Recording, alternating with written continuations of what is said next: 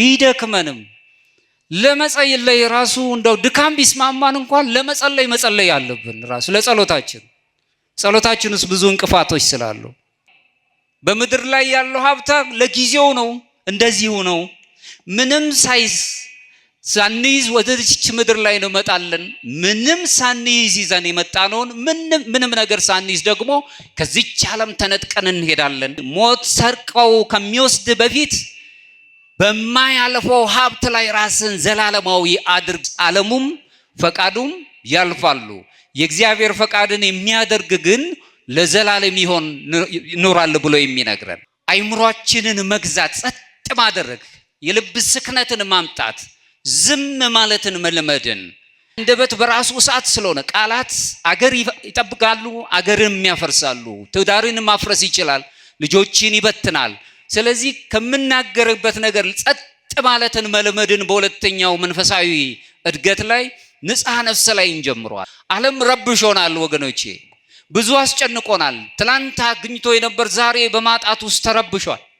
ትላንት አዋቂ የነበረው ዛሬ እውቀቱ የትም ሞታ ሊሰደው አልቻለም። ትላንት ሲሰጥ የነበረ እጅ ዛሬ ለመቀበል በጣም ተሰቃይቷል። ሰው ከአንደበቱ ይልቅ አይኑ ያወራል። በአይናችን ውስጥ ብዙ ስቃዮች አሉብን። የሰው ይርበናል፣ ሰው ይናፍቀናል። ገርበና የሚሸፍን ዓለም አይደለም መሆን ያለ ነው። የሚያሳጣ ዓለም ነው ያለ ነው። የወደቀን በወደቀበት ላይ እንዲቀር የሚያደርግ ዓለም ነው ያለ ነው። በዓለም ውስጥ ብዙ ጠብቀናል፣ ጥቂትም የለም። ከገንዘባችን በሞት ጊዜ መግነዛችንን ግፋ ካለም ደግሞ የመቃብር ስፍራችንን የምንሄድበትን ሳጥናችንን ይዘን ነው የምንሄደው። ገንዘቡን ተሸክመን አንሄደው። ማንንም ሰው ማክበር አለብን። ስለተናገሩን መናገር የለብንም። ስለበደሉን በበደል መገለጥ የለብንም። ዓለም ምንጊዜም ፈራጅ ነው። ርቦት ነው ብሎ አይጠይቅም፣ ወይስ የእጅ አመል አለበት ብሎ አይጠይቅም። ሌባ እያለ ነው የሚያሳድደው። በደላችን በስቷል ብለን ምንጊዜም እግዚአብሔር ፊት የምንቆርብበትን ይቅር በለን ማለት የምንችልበትን ማሰባል። ብዙ የሚያሸንፈኑ ብዙ በደሎች እያሉብን ሁላችንንም እግዚአብሔር ያውቀናል። ሁሉን አሁን እኔ የምናገረውንም እናንተንም እግዚአብሔር ያውቀናል። ሁላችንንም ሁሉን ማድረግ የሚችል ግን እግዚአብሔር ከባት ያበሳ ነው። በደላችንን በሰው ፊት አውጥቶ የሚያጠፋን አይደለም። ለዘላለም ለመኖር የምንጀምረው ዛሬ ነው ወገኖቼ። ለዘላለም የምንኖረው ከሞትን በኋላ አይደለም፣ ዛሬ ነው የምንኖረው። ብዙዎቻችን እንደምናየው ወገኖቻችን በሞት ተለይተውናል። እኛም እንሄዳለን፣ አይቀርም። ዓለሙም ያልፋል። ብዙ ጊዜ ሰዎች ከህሊናቸው ለመሸሽ ሲሉ ግን አለባሌ ስነ ምግባርን የሚጥሱ ነገር ውስጥ ይገባሉ። ከህሊናቸው ለመሸሽ ህሊና ሁልጊዜ እንቅልፍ ታሳጣለች። በደል በሰራን በወንድሞቻችን ላይ በተነሳሳን ጊዜ ሁልጊዜ ወቀሷ ውስጥ ቀርተናለች። ትትና ሞኝነት አይደለም፣ ህይወት ነው በራሱ። በስጋ ፈቃዳቱ ስንሆን የተዛባ ኑሮን እንኖራለን። ሁሉ ነገር የሚያምረን። ከዚህ መንፈስ ኢትዮጵያውያን መውጣት አለብን። ሰው የሚባል ማንነት ነው ያለን። ሔዋን ራሱ የተፈተነችው በማየት ነው። አይኖቻችሁን ጠብቁ፣ በማየት ፈፈተ። ያየ የተመኘ አይቶ የተመኘ ኃጢአት ሰራ ነው የሚለው። ንጹህ ልብ ያለው ሰው እግዚአብሔርን ይመለከታል። በራሳችን በክርስትናው ዓለምና የምንሰማቸው ነገሮች ጸብጸብ ነው የሚሉት። አንተ ከራስህ ጋር ስትታረቅ ሰማይና ምድር ከአንተ ጋር ይታረቃሉ። በቅዱስ ቁርባን ህይወቱ ስንኖር ከእግዚአብሔር ፈቃድ ጋር ህይወትን ይኖረናል። ስጋውን ደሙን ስንቀበል በትእዛዝ ውስጥ ስለምንኖር ከራሳችን ኃጢአት በበላይ የሰዎች አይታየንም። ያን ጊዜ ሱታፊ አምላክ ተካፋዮች እንሆናለን። በስመ አብ ወወልድ ወመንፈስ ቅዱስ አሐዱ አምላክ አሜን።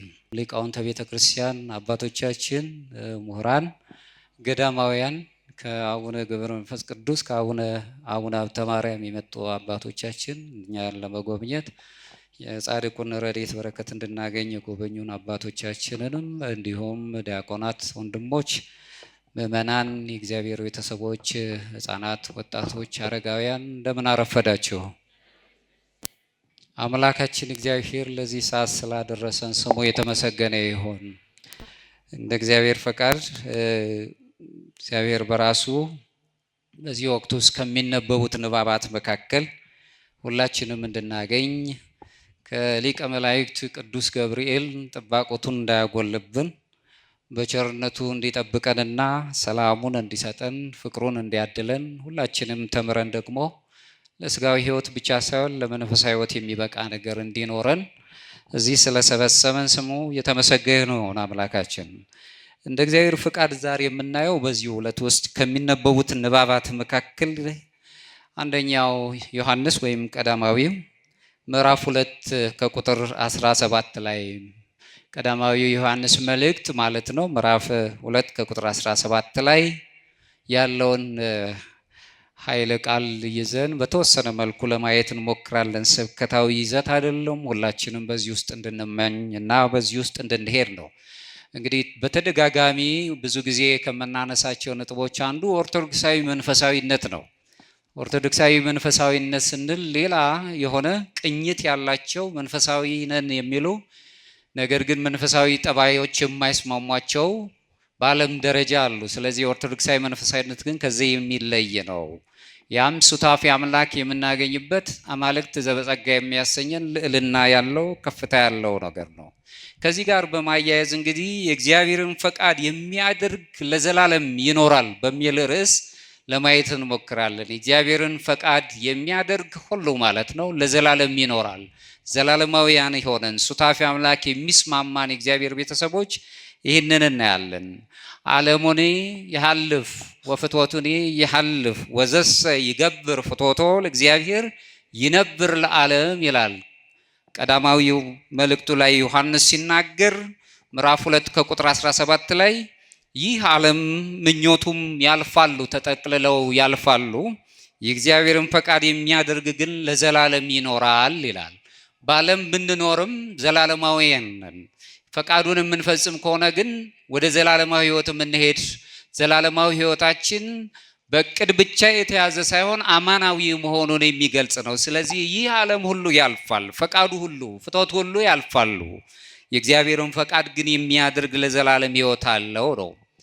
እያንዳንዱ የሰው ልጅ በምንኖርበት ዓለም ላይ ብዙ የሆነ የተመሰቃቀለ ነገር ይቀጥመዋል። ከማንኛውም ነገር በላይ አንድ ትልቅ ነገር ግን ያጽናናናል። ብዙ በዓለም ላይ ደክመናል። ፈቃዳችን በጣም ወስዶን ከማንፈልገው ነገር ውስጥ አድርሶናል። ብዙ ጊዜ ግን የምንደክመው አንድ ነገር ነው፣ ቋሚነት፣ ዘላለማዊነት ወይም ደግሞ ዘላቂ የሆነ ነገር ማግኘትን እንፈልጋለን። በምድር ላይ እንኳን ያገኘናቸው ነገሮች ምን ያህል ያስኬዱናል? ለልጆቻችን መትረፍ ይችላሉ ወይ? ለማህበረሰብ ይተርፋሉ ወይ? ለቤተሰብስ የሚተርፍ ነገር አለው? በጣም ያስጨንቀናል እነዚህ ነገሮች።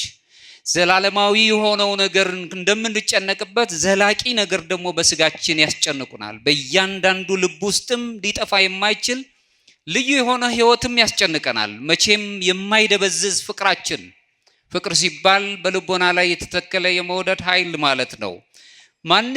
ማንም ሰው ሊወስደው የማይችል ደስታም ሁሌ ይናፍቀናል። በደስታችን ውስጥ ብዙ ሀዘን የሚፈራረቅብን ስለሆነ በሞት ጥላ ውስጥ እንኳን ሆነን ሳለን ምንጊዜም ዘላለማዊ ነገር ያሳስበናል። ስንጨነቅ የሚያጽናናል። መላእክትን ልኮ እግዚአብሔር ስለሚያድነን ስለሚረዳን ብዙ እንጨነቃለን። በዛም ደግሞ በሰጠን ነገር እንጽናናለን።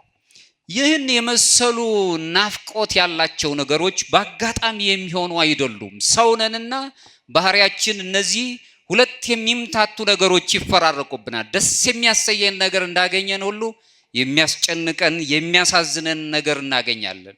በእግዚአብሔር ፈቃድ ውስጥ ስንኖር ግን አንድ ፈቃድ ነው የሚኖረን፣ ደስ እያለን እንድንኖር ያደርገናል።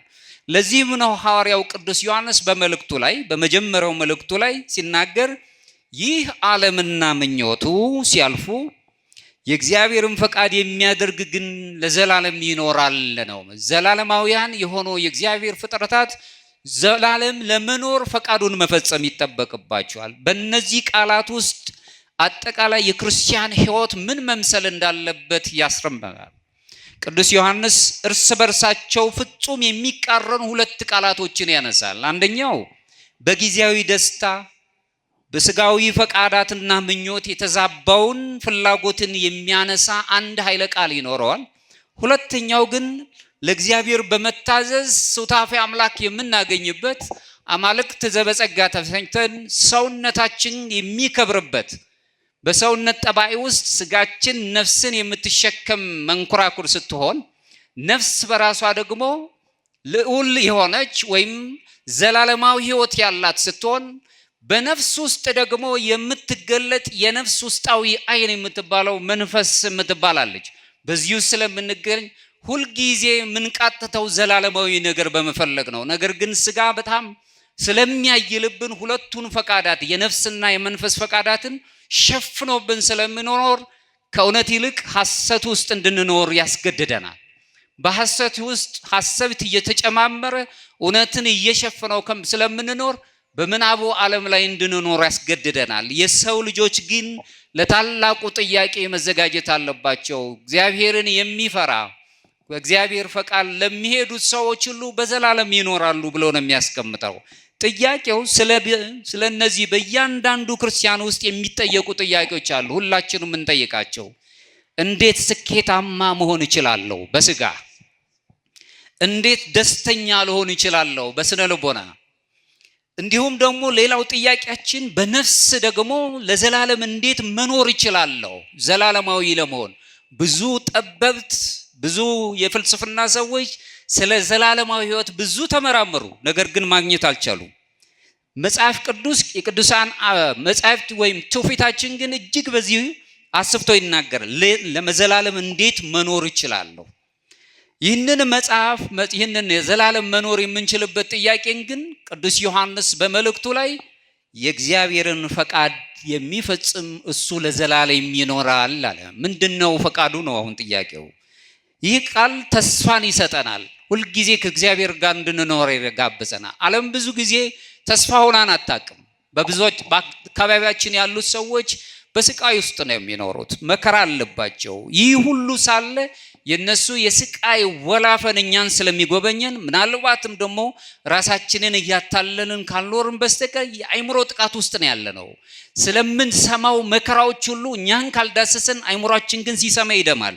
በመከራ ውስጥ ነው ያለነው። ለዚህ ነው ኦርቶዶክሳዊ ሕክምና የአይምሮ ወይም የነፍስ ሕክምና የምንለው ኦርቶዶክሳዊ ሳይኮቴራፒ ይባላል። ሁልጊዜ ስለ ነፍስ ደህንነት ነው የሚያጠናው። በምንሰማቸው ነገሮች ሁሉ ሁልጊዜ የተጠቃነን አይምሮአችን የተጎዳ ነው። በመከራ ውስጥ በጦር ውስጥ ያሉት ሰዎች ብቻ ሳይሆን የነሱን ስንሰማ እኛም ራሳችን ውስጣችን ይደማል። ስለዚህ በእግዚአብሔር ፈቃድ ውስጥ የሚኖር ሰው ዘላለማዊ ነው የሚሆነው። ተስፋ ምንጊዜም ወንጌል ዘክርስቶስ ማዕከላዊ ስፍራ ነው ይዞ የሚገኘው። የዘላለም ሕይወት የሚሰጠው ክርስቶስን እንዲሁ በአድናቆት ለሚመለከቱት ወይም ሃይማኖታዊ እውቀት ብቻ ላላቸው የተገለጸ አይደለም። እውቀት አዳኝ ባይሆንም ሂደት ሊሆን ይችላል። ነገር ግን እውቀት በጥበብ ታሽቶ ሲቀመጥ ግን አርቆ ማሰብን እንጀምራለን፣ በርቀት ማየት እንጀምራለን። ሕይወታችን ከቅዱሱ ከአምላካችን ፈቃድ ጋር የተገናኘ ሲሆን ምንጊዜም ብናጣም እንጽናናለን። የሞትን ቢመስለንም ሕያዋን ሆነን እንገኛለን። በሞት ውስጥ እንኳን ሕይወት እንዳለን እናያለን። ይህ ዓለም በራሱ አላፊ ጠባይ ይስማማዋል ነው ዮሐንስ የሚነግረን። ዓለሙም ፈቃዱም ያልፋሉ ሲል አላፊ ጠባይ አለበት። ሐዋርያው ሲጀምር ዓለሙ ያልፋል ፈቃዱም ተጠቅልሎ ያልፋል አለ። ፍላጎቱ ማለት ነው። ቅዱስ ዮሐንስ እግዚአብሔር የፈጠረው ፍጥረት እንዲሁ ይጠፋል የሚረባ አይደለም ለማለት አይደለም የተጠቀመው። በዚሁ እየኮነነም አይደለም። እኛም ፍጥረታትን የምንኮንን አይደለም። በእጁ የተፈጠረ ፍጥረታት በአምላካችን እጅ የተፈጠረ። ምክንያቱም ዓለም መልካም ሆኖ ነው የተፈጠረው። ዓለም ሲፈጠር መጀመሪያ ላይ ዘፍጥረት ምዕራፍ 1 ከቁጥር 31 ላይ ብንመለከት ዓለም በራሱ ሲፈጠር መልካም ሆኖ የተዋቀረ አፈጣጠር ነው የተፈጠረው። ነገር ግን ኃጢአት ወደ ዓለም በመጣ ጊዜ ግን ይህ ፈቃዱ እያሸነፈው የኃጢአት ፈቃድ እያሸነፈው ዓለም ያለው ፍላጎትና ፈቃዶቹ በሰዎች መካከል ውስጥ ባለው የዓለም ፈቃድ በራሱ የተዛባ አሁን ኩነኔን የሚያመጣ መከራን የሚሰጠን ጭንቀት የሚያመጣ ከተስፋ ይልቅ ሁላችንም ቀፊሰ ተስፋ ውስጥ እንድንኖር አብቅቶልናል ብለን እንድናስብ ያስገድደናል። ዓለም አላፊ ነው፣ ጠባዩም አላፊ ነው። ይልቁንም እርሱ የሚመለከተው አምላካችን የሚመለከተው በኃጢአት በትዕቢት በስግብግብነት በራስ ወዳድነት ተብሎ የሚገለጸው እንኳን ጥሩ አገላለጽ ባይሆንም ለራስ ጥቅም ብቻ በመቆም እኔ ብቻ ልብላ እኔ ብቻ ላግኝ የሚለውን የተዋጠውን ዓለም ፈቃዱም ይህ ሐሳቤው ተጠቅልለው ያልፋሉ። ስለዚህ የህይወት ስርዓቱ ራሱ የዓለም የህይወት ስርዓቱ አሁን ያለበት መዋቅሩ በራሱ ያልፋሉ። ዓለም በማለት የተገለጸው ተለይቶ የተደራጀው ይህ ስብስብ ስግብግብነት ያለበት ትዝርት ያለበት ትዕቢት ከሌሎቹ ጋር አብሮ ከመኖር ይልቅ ለኔ ብቻ ብለን የምናስብበት ዓለም ተጠቅልሎ ያልፋሉ። ይህ በጊዜያት የሚሄዱ ናቸው። እያንዳንዱ ምድራዊ ስኬት ጊዜያዊ ነው። ሁላችንም እንደምናውቀው ትላንት ያገኘናቸው በጠዋቱ እንኳን ዛሬ ያገኘናቸው ዛሬ ከሰዓት በኋላ ይሰለቸናል። የምንፈልጋቸው ነገሮች በልተን ያላወቅናቸው የሚመስለን ለመብላት ስንዘጋጅ ከበላነው ከጠጣነው በኋላ ግን ይሰለቹናል። ስኬት ብለን የምናስባቸው ነገሮች በጊዜያዊ ነገሮች ተጠቅልለው ያልፋሉ። በጊዜያዊ መልኩ የሚያልፈው ይህ ዓለም ሲፈጠር ውብ ሆኖ ነው የተፈጠረው። ድንቅ ሆኖ የተፈጠረው ዓለም በኃጢአት ምክንያት ውበቱ ደብዝዟል። ሀብት በራሱ ይጠፋል። ስልጣን የሚባለው ማንነት ተጠቅልሎም ይጠፋል። ስልጣን የምንለው ብቻ ሳይሆን የሰው ዝና ብቻዬን ብሎ የሚናገረው አክብሮት እኔም ብቻ ማክበር አለባችሁ የሚለው ዝና ራሱ ይጠፋል፣ ይፈርሳል። በአካል ብቃት ወይም በሰውነት ብቃት ብቻ በጉልበት ሁሉን ማድረግ እችላለሁ የሚለው ማንነት በራሱ ይጠፋል። ታላላቅ ስልጣኔዎች ሳይቆሩ እንኳን ውለው አድረው ይደመሰሳሉ። የዓለም ዕውቀት በሌላ ዕውቀት ይተካል። እግዚአብሔርን የማወቅ ዕውቀት ግን በጥበብ የታሸከ መሆኑ የተነሳ አሻጋሪ ይሆናል። ይህንን ስንመለከት ጠቢቡ ሰሎሞን በመክብቡ መጽሐፉ ላይ ስንመለከት ከንቱ ከንቱ ከንቱ ሁሉም ከንቱ ነው ብሎ ይነግረናል። በመክብብ ምዕራፍ 1 ከቁጥር 2 ላይ የሚነግረን ነው። ሁሉ ነገር ከንቱ ነው። በዓለም ላይ ያሉት ነገሮች ሁሉ ከንቱ ነው። አሁን የምንኖርበት ዓለም ጊዜያዊ መሆኑን ነው የሚያስረዳን። ቅዱስ ዮሐንስ አፈወርቅ ሲናገር ጠዋት ፈክቶ ማታ እንደሚጠወልግ አበባ ነው ይህ ዓለም ይለናል። ጠዋት ፈክቶ የሚታየው አበባ በኋላ ማታ እንደሚጠወልግ ነው። ስለዚህ አሁን የምንኖርበት ዓለም በራሱ ድካም የሚስማማው ደካማ መሆኑን እናያለን። ይህንን በተመሳሳይ መልኩ የኖሲሱ ቅዱስ ጎርጎርዮስ አባታችን ሲናገር ምን ይላል? በዚሁ አሁን ባለው ህይወት ውስጥ ያለን ነገር ሁሉ የማይረጋ ነው።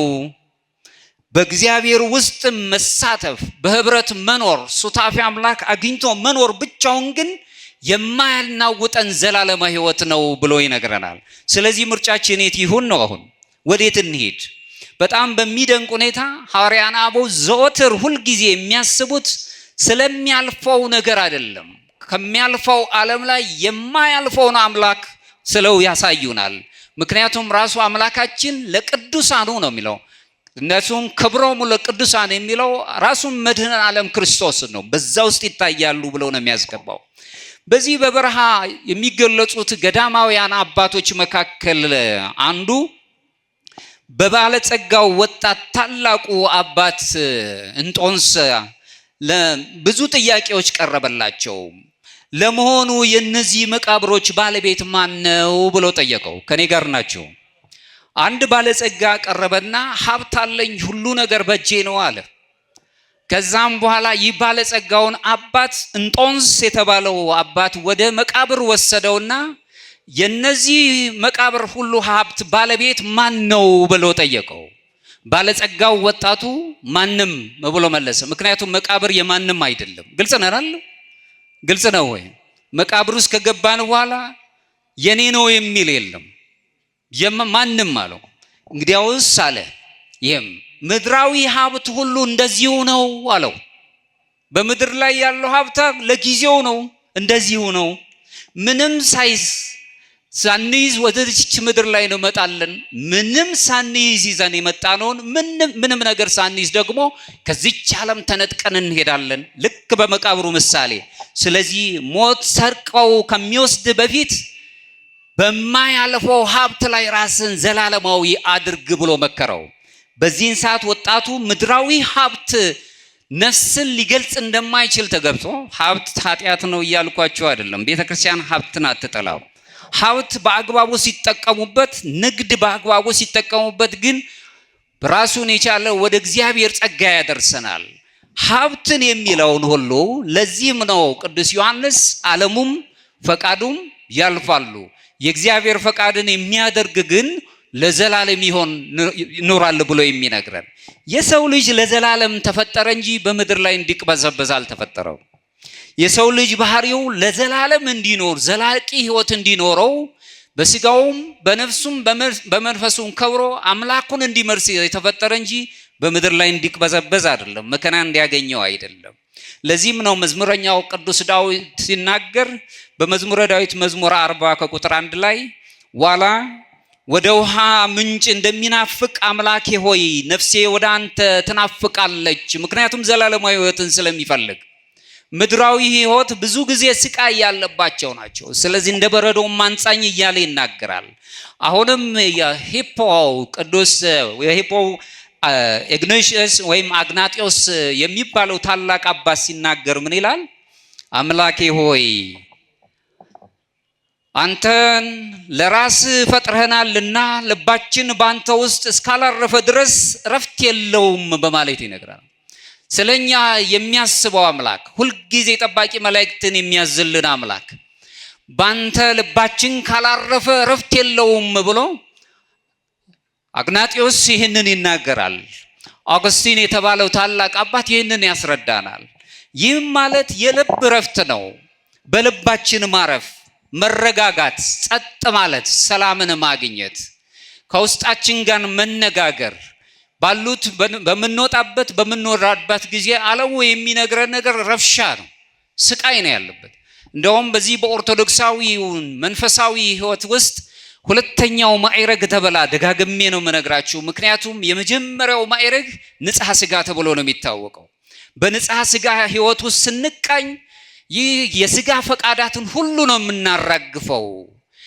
ትዕቢትን፣ ራስን አለመቆጣጠር ስሜትን፣ ቁጣን ወይም ደግሞ የዋህነትን ከሚያጠፉ ትዝርታዊ ስሜቶችን ሁሉ አራክፈን የእያንዳንዳችን ደግሞ ገደል አለ ወይም አቢስ ተብሎ የሚታወቀውን ያንን ማለፍ ስንችል ወደ ንጽሐ ልቦና ወደ ንጽሐ ነፍስ እንደርሳለን።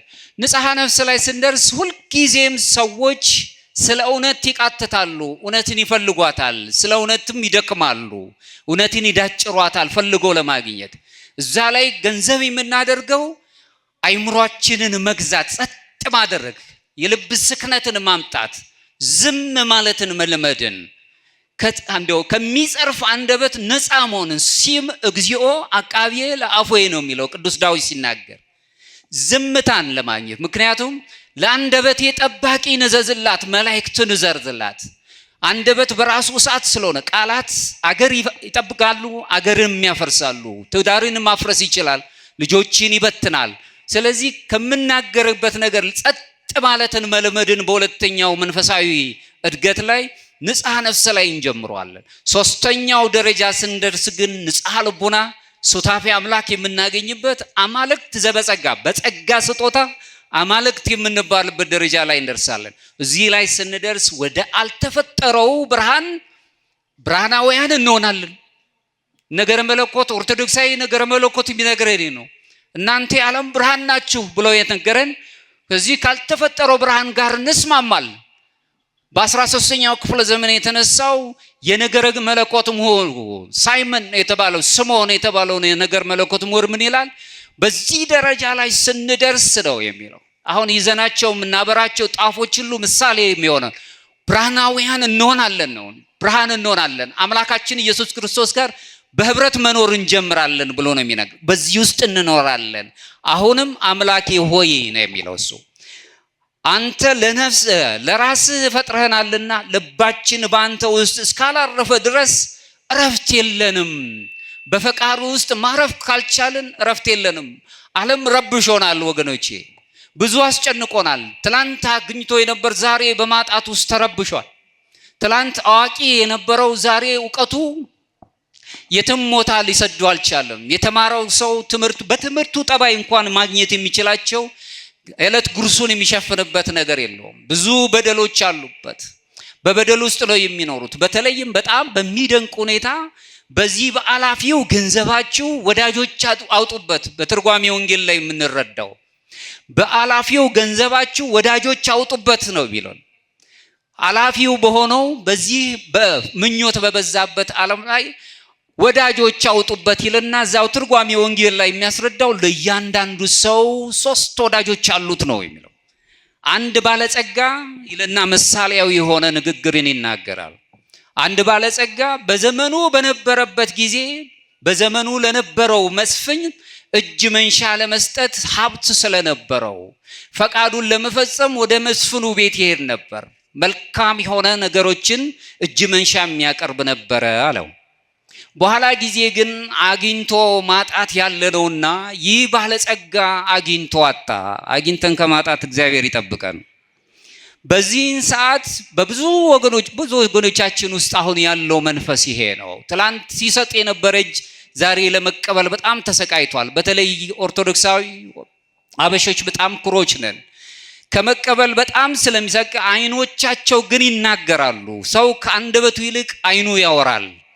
በአይናችን ውስጥ ብዙ ስቃዮች አሉብን። የሰው ይርበናል፣ ሰው ይናፍቀናል። በዚህ ስቃይ ውስጥ እንኖራለን።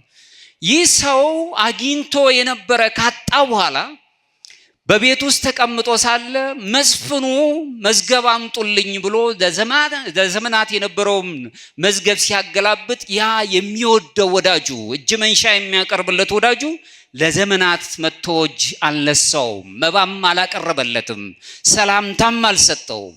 ሂዱና ጥሩልኝ ብሎ በረኛ ላከ፣ ጠባቂን ላከ። ያን ጊዜ ንጉሥ ነው፣ መስፍን ነው። ያንን ቃል ሄዶ ለዚህ አግኝቶ ለነበረው ላጣው ሰው ነገረው። በረኛው ወይም ጠባቂው ንጉሥ ወይም መስፍን ይፈልግሃል፣ ለዘመናት ከሱ ርቀን ያለው ይፈልግሃል፣ ጠርቷል አለው። ያ አግኝቶ ያጣው ሰው ተጨነቀ። ምን ያገኝ? በዘመኑ ግን አግኝቶ በነበረበት ዘመን ግን 3 ወዳጆች ነበሩት። አንደኛው ወዳጁን ከራሱ አብልጦ የሚወደው ወዳጅ ነው። ሁለተኛው ወዳጁ ልክ እንደ ራሱ አድርጎ መወደድ ስላለበት ብቻ የሚወደው ነው። ሶስተኛው ግን መቼም የመወደድ ታናሽ የሆነ ወዳጅ ነው። አውጥቶ ሲያወርድ ሲያስብ ንጉሥ ጠርቶኛል ወይም መስፍኑ ጠርቶኛል፣ አገረ ገዢው ጠርቶኛል፣ ምን ላድርግ እያለ ሲያወጣ ሲያወርድ ከንጉሱ ፊት የሚያቀርበው የሚለብሰው ልብስ የሚሰጠው እጅ መንሻ አልነበረው። ምን ያድርግ? ሲያወጣ ሲያወርድ እናንተስ ምን ታስባላችሁ? ወዲያውኑ 3 ጓደኞቹን አስታወሳቸው። በዘመኑ ሀብት በነበረው ዘመን ከበላይ ለነበረው ታላቅ ወዳጅ ብዙ ነገር ያደርግለት ስለነበር ምናልባት ያ ወዳጄ ገበናዬን ይሸፍንልኛል ብሎ አሰበ። ገበና የሚሸፍን ዓለም አይደለም መሆን ያለ ነው፣ የሚያሳጣ ዓለም ነው ያለ ነው። የወደቀን በወደቀበት ላይ እንዲቀር የሚያደርግ ዓለም ነው ያለ ነው። ወድቋል ምን ነው ብሎ መጠየቅ የሚችል ዓለም አይደለም ያለ ነው። የተቸገረን ሰው በተቸገረበት የድሃ ድሃ እንዲሆን ነው የሚያደርገው። ከወደቀበት ማንሳት የሚችል መንፈስ የለውም። ሰው እንኳን በጣም በሚደንቅ ሁኔታ አይደለም ለሰው ለእንስሳት እንኳን ቅዱሳኑ ይራሩ ነበር። የሚተናኮሉ አናብስቶቹን እንኳን ወደ ሰውነት ጠባይ ማምጣት ይችሉ ነበር። አቡነ ገብረ መንፈስ ቅዱስ አናብስት የእግራቸውን ትቢያ ይልሱ ነበር። ወደ ሰውነት ጠባይ የአውሬ ጠባይ መተናኮል ነው እንጂ ማገልገል አይደለም። ሰዎች ደግሞ ወደ እግዚአብሔርን ወደ መምሰል ጠባይ ማደግ ነበረብን። እዚሁ ዓለም ላይ ነው አሁን ያለ ነው። ወደ መጀመሪያው ወዳጁ ተነስቶ ሄደ። ምን ነው ወዳጄ አለው። አጣው ነጣው፣ እባክህን ገበናዬን ሸፍንልኝ፣ ንጉሥ ወይም አገረ ገዢ ጠርቶኛል፣ መስፍኑ ጠርቶኛል አለ። ይህ ሰው እንዳንተው በነበረኝ ዘመን ብዙ ነገር አድርጌ ነበር፣ አሁን ግን ምሰጥህ ነገር አንዳችም የለም። ልክ እንዳንተው አጥቻለሁ፣ ነጥቻለሁ፣ ምንም ነገር የለኝም፣ ለልጆቼ ማቀም ሰው ምንም ነገር የለኝም አለ። ከፍቅሩ የተነሳ ግን አልቆተ አንዲት ጨርቅ ሰጥቶት ሸኘው። እቺን ብታገኝ ሲል አካፈለው ካለው ነገር ላይ ደካማም ቢሆን ጨርቁን ሰጠው። ነገር ግን ከንጉሥ ፊት የሚያቀርብ አልነበር። አሁን ሲያወጣ ሲያወርድ ተመልከቱ። ብዙ ከምትጠብቁበት ጥቂት ስታገኙ ትደነግጣላችሁ። በዓለም ውስጥ ብዙ ጠብቀናል፣ ጥቂትም የለም። አሁን ወደ ሁለተኛው መደረግ ስላለበት ብሎ ብቻ ተነስቶ ሄደ። ይህ ሰው ሁለተኛው ሰው አገኘው፣ በተመሳሳይ መልኩ አጥቻለሁ፣ ነጥቻለሁ፣ እንደውም አንዳች ቁራሽ በቤቴ ውስጥ የለም ምሰጥ ነገር። ከፍቅሩ የተነሳ ግን በእንባ ሸኘው፣ አዝኖ ሸኘው። ከኔ ጋር ናቸው። ብዙ ስትጠብቁ ጥቂት አታገኙ። የተናቀው ወዳጁ ግን ከሩቅ አይቶ አየው። ምን ነው ከስተሃል፣ ጠቁረሃል፣ ምን ሆነህ ነው አለው። አጣሁ ነጣሁኝ፣ እባክህ ወዳጄ ገበናዬን ሸፍንልኝ አለው። ሁሉም ነገር በእጅ አለ፣ አትጨነቅ አለው። ታናሽ ወዳጁ ማለት ነው። ትንሽ አድርገን የምንወደው በታላቅ ነገር ይከፍለናል። ስለዚህ በተለይም የመስፍኑ የአገረ ገዢው ጠባቂዎቹ ወዳጆቼ ስለሆኑ አሁን መልክህን ላያውቁ ስለሚችሉ እኔ እነግርልሃለሁ ብሎ የሚፈልገውን እጅ መንሻ የሚያቀርበውን ሁሉ ሰጥቶት በረኞቹን ነግሯቸው ከንጉሱ ከአገረ ገዢው ከመስፍኑ ፊት እንዲቀርብ አደረገው ነው ምሳሌው። ከኔ ጋር ናቸው። እነዚህ ሶስት ወዳጆችን የሚያውቀው ባለጸጋ አዳማዊ ሕይወት ያለን እኛን ነው ምሳሌ አድርጎ ያስቀመጠው። ሰዎች አግኝተን ነበር ልናጣ እንችላለን። ገነትን የሚባል ታላቋን ቦታ አግኝተን በምድር ላይ አተን ኖረናል። አዳም አግኝቶ የነበር ያማረ ፍጥረት ሆኖ ውበት የነበረው ውበቱ ደብዝዞበት ጸጋው ተገፎ በምድር ላይ ወድቋል። የኛው አባት ነግረን ባለጸጋ የተባለው ደቂቃ አዳም ሁላችንም የአዳም ልጆች ነን። ሁላችንም ግን ንጉሱ ሲጠራን በሞት ስንወሰድ ሶስት ወዳጆቻችን ዋስትና ይሆኑናል። ያን ጊዜ ሶስቶቹን እናስባቸዋለን። አንዱ ከራሳችን በላይ አብልጠን የምንወደው አሁን ዓለም እያስጨነቀ ያለው ራሱ ክርስቶስ ጌታችን ጌታ ብሎ የጠራው ለሁለት ጌቶች አትገዙም ያለው ገንዘብ ነው። ከገንዘባችን በሞት ጊዜ መግነዛችንን ግፋ ካለም ደግሞ የመቃብር ስፍራችን የምንሄድበትን ሳጥናችንን ይዘን ነው የምንሄደው። ገንዘቡን ተሸክመን አንሄደው። ሁለተኛ ወዳጃችን ግን ዘመዶቻችን ናቸው። በእንባ ይከተሉናል እንጂ አብረው ከመቃብር አይወርዱም። ሶስተኛው የናቅነው በሊቀ መላእክት ቅዱስ ገብርኤል ስም የሰጠ ነው። ለድሃው ያጠጣ ነው፣ ያበላ ነው። ራሱን የቻለ መልካም ነገር እንዳሌለው ነው የምናየው። ያ ማለት ግን ዓለምን የምንንቀው በፈቃዱ ደረጃ እንጂ አፈጣጠሩ ክፉ ነው ብለን አይደለም። ሲፈጥረው አምላካችን የፈጠረው ነው። የእጁ ስራው ነው። ዓለምን ቅዱስ ማድረግ የምንችልበት የኛ ህይወት ቅዱስ መሆን ሲችል ነው። ለዚህ እግዚአብሔር ያበቃል፣ በቸርነቱ ይጠብቃል። የእግዚአብሔር ፈቃድ ማድረግ ማለት ታዲያ ምን ማለት ነው? ብዙ ሰዎች እግዚአብሔርን ፈቃድ ምስጢራዊ በሆነ መልኩ ወይም ሊደረስበት የማይችል አድርገው ያስቡታል። የእግዚአብሔር ፈቃድ ምንድነው? ራሱ ይነግረናል። የእግዚአብሔር ፈቃድ ማለት በፍጹም ልባችን በነፍሳችንና በአእምሯችን ወይም በጉልበታችን እርሱንና ፍጥረታትን መውደድ ነው። ፍጥረቱን ሁሉ መውደድ፣ እግዚአብሔርን ማድነቅ፣ እርስ በርሳችሁ ትዋደዱ ዘንድ ብሎ ፍቅሩን ከነገለጸልን በኋላ የእርስ በርስ መዋደድ ግን ጥጉ ራስን አሳልፎ ከመውደድ ወይም ከመስጠት በቀር የበለጠ ፍቅር የለም ነው የሚለን። በሞት ጥላ ውስጥ ላለው ወገናችን ተተክተን እኛው ራሳችንን አሳልፈን መስጠት መቻል። እሱ እንኳን ከባድ ቢሆንብን የሰዎችን ድምፅ መስማት የምንችል። ብዙ ጎረቤቶቻችንን ያለቅሳሉ። ባልንጀራህን እንደ ራስህ አድርገው ውደድ ይለናል። የእግዚአብሔር ፈቃድ ይሄ ነው። አንዱ ከኃጢአታችን ተመልሰን በንስሐ እንድንኖር የእግዚአብሔር ፈቃዱ ይሄ ነው። የበደሉልን በመበደል ሳይሆን ይቅር በማለት መገለጽ። ዓለም ብዙ በደል አለበት። ዓለም ብዙ የሚያስጨንቀው ነገር አለ። እኔ ብቻ ነው ማውቀው፣ እኔ ብቻ ነኝ ማግኘት ያለብኝ ነው የሚል።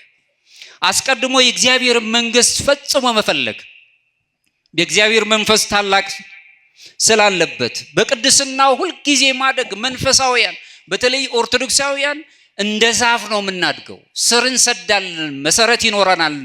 በቤተ ክርስቲያናችን ስርዓት አምልኮ ውስጥ እንታነጻለን። ከዛ በኋላ ግን እድገታችን አያልቅም። ወደ ላይ ከፍ እንላለን። ወደ አንቃይዶ ሰማይ ወደ ላይ እንወጣለን። እድገቱ ከዛፋችን ወደ ላይ ከወጣን በኋላ ግን ለሌላው አያስፈልግም ማለት ነው። ወደ ጎንም ማድረግ እንጀምራለን። ጥላ ቤዛ እንሆናለን። ለሌሎች ሰዎች ቤዛ እንሆናለን። ለደከሙት ሰዎች ማረፊያ እንሆናል። ድምፅ ላጡት ድምፅ እንሆንላቸዋለን። በመንፈስ ለተረበሹት መንፈሳቸው እንዳይታወክ በእነሱን የምናገኝበትን ህይወትን እናያለን። በቅድስና ህይወት እንገለጻለን። የመጨረሻው ግን ክርስቶስን ወደ መምሰል እናድጋለን። የእግዚአብሔር ፈቃድ እኒህን ነገሮች እንድንይዝ ነው የሚፈልገው። ለዚህም ነው ቅዱስ ጳውሎስ በአንደኛ ተሰሎንቄ ምዕራፍ 4 ከቁጥር 3 ላይ የእግዚአብሔር ፈቃድ እርሱ መቀደሳችሁ ነውና ብሎ ወደ ቅድስና ህይወት እንድንሄድ ነው የሚነግረን። ቅዱሳን ትሆኑ ዘንድ እኔ ቅዱስ እንደሆን እናንተም ቅዱሳን ሆኖ ነው የሚለው። ቅዱስ ባስልዮስ ታላቁ ሲያስረዳ እውነተኛ መታዘዝ በግድ መሰጠት ያለበት ሳይሆን ከእግዚአብሔር ጸጋ ጋር በፍቅር በመተባበር በሱታፌ አምላክ የተቃኘ ህይወት ይዘን መኖር ማለት ነው። የእግዚአብሔር ትእዛዝ በሰዎች ላይ የተጫነ ልዩ ድንጋይ ነገር አይደለም፣ ሸክምም አይደለም፣ ለነፍስ ፈውስ የሆነ መድኃኒት ነውና ብሎ ነው የሚነግረን። የእግዚአብሔር ፈቃድ ትእዛዝ የተሰጠን መድኃኒት እንዲሆነን ነው፣ እንዳንጨነቅ ነው፣ እንድንረጋጋ ነው፣ እያጣን ባጣንበት ዓለም ላይ በማግኘት ሐሳብ ውስጥ እንድንኖርና እግዚአብሔር እንድናስብ ነው። የእግዚአብሔር ፈቃድ ማድረግ ማለት የእግዚአብሔር ልጆች እንደመሆናችን መጠን በእውነተኛው ተፈጥሯችን ውስጥ ተገልጠን መታየት ነው። ሰውነት የሚባል ሰውነት አለን። እኛ በሰውነት ውስጥ የሚገለጽ ማንነት አለን። ከተገለጸልንም በዚህ ተፈጥሯ ውስጥ ተፈጥሯችንን እያከበርን መኖር ነው። ያ ማለት የኛን ተፈጥሮ እንዲያከብሩልን እንደምንፈልግ ሁሉ የሌላውንም ተፈጥሮ ማክበር አለብን። ማንንም ሰው ማክበር አለብን። ስለተናገሩን መናገር የለብንም። ስለበደሉን በበደል መገለጥ የለብንም። ሰውነታችን ከፍ ባለ ቁጥር በጣም ብዙ ነገር ይተማል። በአንድ አባት ሲናገር አንድ ሰው ይህ በደለኛ ሰው ነውና የገዳም አባት ሲጠየቅ በደሉ የበዛ ስለሆነ ምን ይገባዋል ብለው ጠየቁት። ይህ አባት ገዳማዊው አባት በቀዳዳ አቁማዳ ወይም በኬሻ በሚያፈስ መልኩ ማለት ነው አሸዋ ጭኖ በጀርባው ላይ ይሄድ ነበር ይላል። አሸዋው እየፈሰሰ ነው ያለው። ስለምን ይሄን ታረጋለህ አሉ። እኔ ብዙ ተሸክሜው ምዞረው የኃጢአት አሸዋ አለብኝ፣ ግን ከኋላዬ ነው ያለው አላየውም፣ ይፈሳል አለ። ከኔ ጋር ናችሁ? ይፈሳል። የኔን ኃጢአት ሳላየው እንዴት ነው ወንድሜ ላይ የምፈርደው? የኔ ኃጢአት ብዙ ነው፣ እየፈሰሰ ነው ያለው፣ ሊውጠኝ ነው ያለው። ጥቂት የሰራው ወንድሜ ላይ እንዴት ልፈርድ ይገባኛል? ዓለም ምን ጊዜም ፈራጅ ነው። የበደለ ሰው ካለ፣ ያጠፋ ሰው ካለ፣ የሰረቀ ሰው ካለ ምክንያትን ሳታውቅ ድርጊትን አትኮንን። የሊቃውንቱ አባባል የሚለን ርቦት ነው ብሎ አይጠይቅም፣ ወይስ የእጅ አመል አለበት ብሎ አይጠይቅም። ሌባ እያለ ነው የሚያሳድደው። በአእምሮ ጠባይ ውስጥ ስንኖር ማመዛዘን ሲኖር ግን ምንድነው የተከሰተው ብለን ማሰብ፣ ኦርቶዶክሳዊነት ይህንን ሐሳብ የሚያዝ ማለት ነው። በዚህ ሐሳብ ውስጥ መኖር ነው። ስለዚህ ለነፍስ ፈውስ የሚሰጡ መድኃኒቶች ናቸው የእግዚአብሔር ፈቃዳት የሚባሉት። በዚህ ህይወት ውስጥ እንኖራለን። ራሱ አምላካችን ኢየሱስ ክርስቶስ ራሱ ለራሳችን ታዛዥ ሆኖ ወጣ። የሰው ልጅ ሊያገለግሉ ሳይሆን ሊያገለግል ወደዚች ምድር መጣ እያለ ነው የሚነግረን። ዮሐንስ ወንጌል ምዕራፍ 4 ከቁጥር 34 ላይ የኔስ መብል የላከኝን ፈቃድ አደርግ ዘንድ ስራውን መፈጸም ዘንድ ነው ብሎ ራሱ ታዛዥ ሆኖ የመታዘዝን ቃል ምሳሌ ሆኖ ተገለጸልን። በምን አይነት መልኩ ሲጸልይም በጌቴሴማኒ ሆኖ ሲጸልይ በሉቃስ ወንጌል ምዕራፍ 22 ከቁጥር 22 ላይ ሲነግረን የጌታም ፈቃድ አሁን እንዲሁ የኔ ፈቃድ አይሁን ያንተ ፈቃድ ይሁን እንጂ ብሎ እኛን ተገብቶ በለበሰው ሥጋ አምላካችን ኢየሱስ ክርስቶስ ምሳሌ ሆኖ ጸሎታችን ምን መምሰል እንዳለበት ስለ ሰዎች ኃጢአት እንዲህ ናቸው እኮ ነው እነሱን ስላላደረክኝ አመሰግናለሁ እንዳለው እንደ ቀራጩ ሳይሆን በደላችን በስቷል ብለን ምን ጊዜም እግዚአብሔር ፊት የምንቆርብበትን ይቅር በለን ማለት የምንችልበትን ማሰብ አለ። ራሱ አምላካችን ኢየሱስ ክርስቶስ በዚህ ዓለም ላይ ላለን ሰዎች በወደቅንበት ዓለም ላይ ዝቅ ብሎ እኛን ሆነ ከኃጢአት በስተቀር እኛ እሱ የሆነውን እንድንሆን እኛን ሆነ አምላካችን ኢየሱስ ክርስቶስ። በጌቴሰማኒ ያለውን የምናየው ይሄ ነው። የሊዮው ቅዱስ ኢሬኔስ የተባለው ታላቅ አባት ሲናገር ምን ይላል? የክርስቶስ መታዘዝ የአዳምን አለመታዘዝ ስንጥቅ ሙሉ አደረገው። በአዳም አለመታዘዝ ምክንያት የመጣውን በደል ሁሉ አጠፋና ሞትን ሞተ። ሞት በራሱ ሞተ። በትንሣኤው አምላካችን እኛን ገለጠን። ስለዚህም ነው የሚለው በክርስቶስ የክርስቶስ መታዘዝ የአዳምን አለመታዘዝ ስንጥቅ ፈታው። ሁላችንንም እንድንታዘዝ ወደዛ ወደ መታዘዝ መንፈስ መለሰን ነው የሚለው። አዳም በገዛ ፈቃዱ ሕይወትን ለማግኘት እጁን ዘረጋ። አምላክ ለመሆን ዕፀ በለስን ለመብላት እጁን ዘረጋ። በራሱ ፈቃድ ይህን አትብላ ለተባለው አለመታዘዝን ሻረ። መታዘዝን አልፈለግም። ባለመታዘዝ ውስጥ መኖርን መረጠ። ነገር ግን ያገኘው ሞት ነው።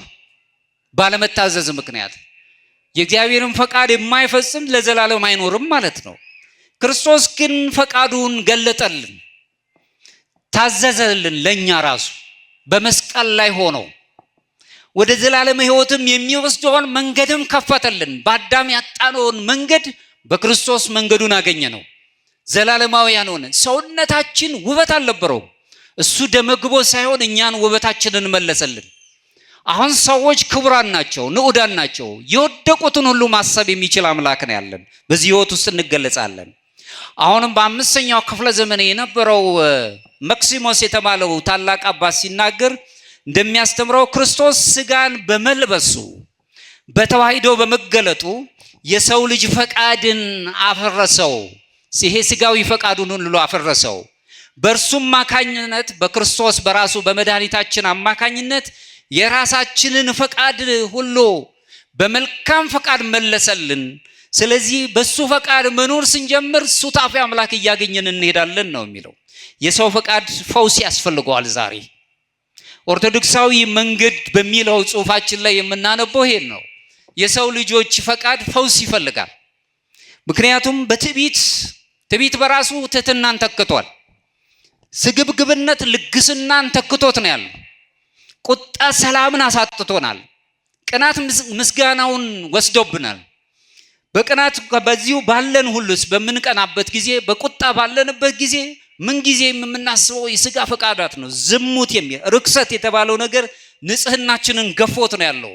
ምን ጊዜም ስለ ሰዎች እንጂ ስለ ራሳችን እንደውም በጣም ይገርማል። ስለ ሰዎች ባወራን ቁጥር ቅዱስ የሆነ እስኪመስለን ድረስ ብዙ የሚያሸንፈሩ ብዙ በደሎች እያሉብን ሁላችንንም እግዚአብሔር ያውቀናል። ሁሉን አሁን እኔ የምናገረውንም እናንተንም እግዚአብሔር ያውቀናል። ሁላችንንም ሁሉን ማድረግ የሚችል ግን እግዚአብሔር ክባት ያበሳ ነው።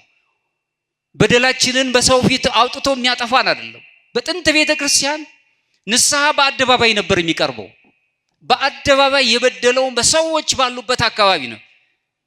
ይሄን በድያለሁ ይሄን አጥፍቻለሁ ነበር። ግን ለማይበረሰቡ በራሱ የሆነ ችግር እየፈጠረበት ስላለ ሐዋርያና አበው ይህንን አበነፍስን አባቶቻችንን እንዲያማክሩ በህቡ እንዲጠይቁ እነሱም ደግሞ ወደ እግዚአብሔር እንዲያቀርቧቸው መንገድ አሏቸው። ሁላችን ገበናችንን የሚሸፍንልን አምላክ ቅዱስ ዮሐንስ አፈወርቅ ሲናገር በራሱ ቤተክርስቲያን የቤተ ሕሙማን ናት።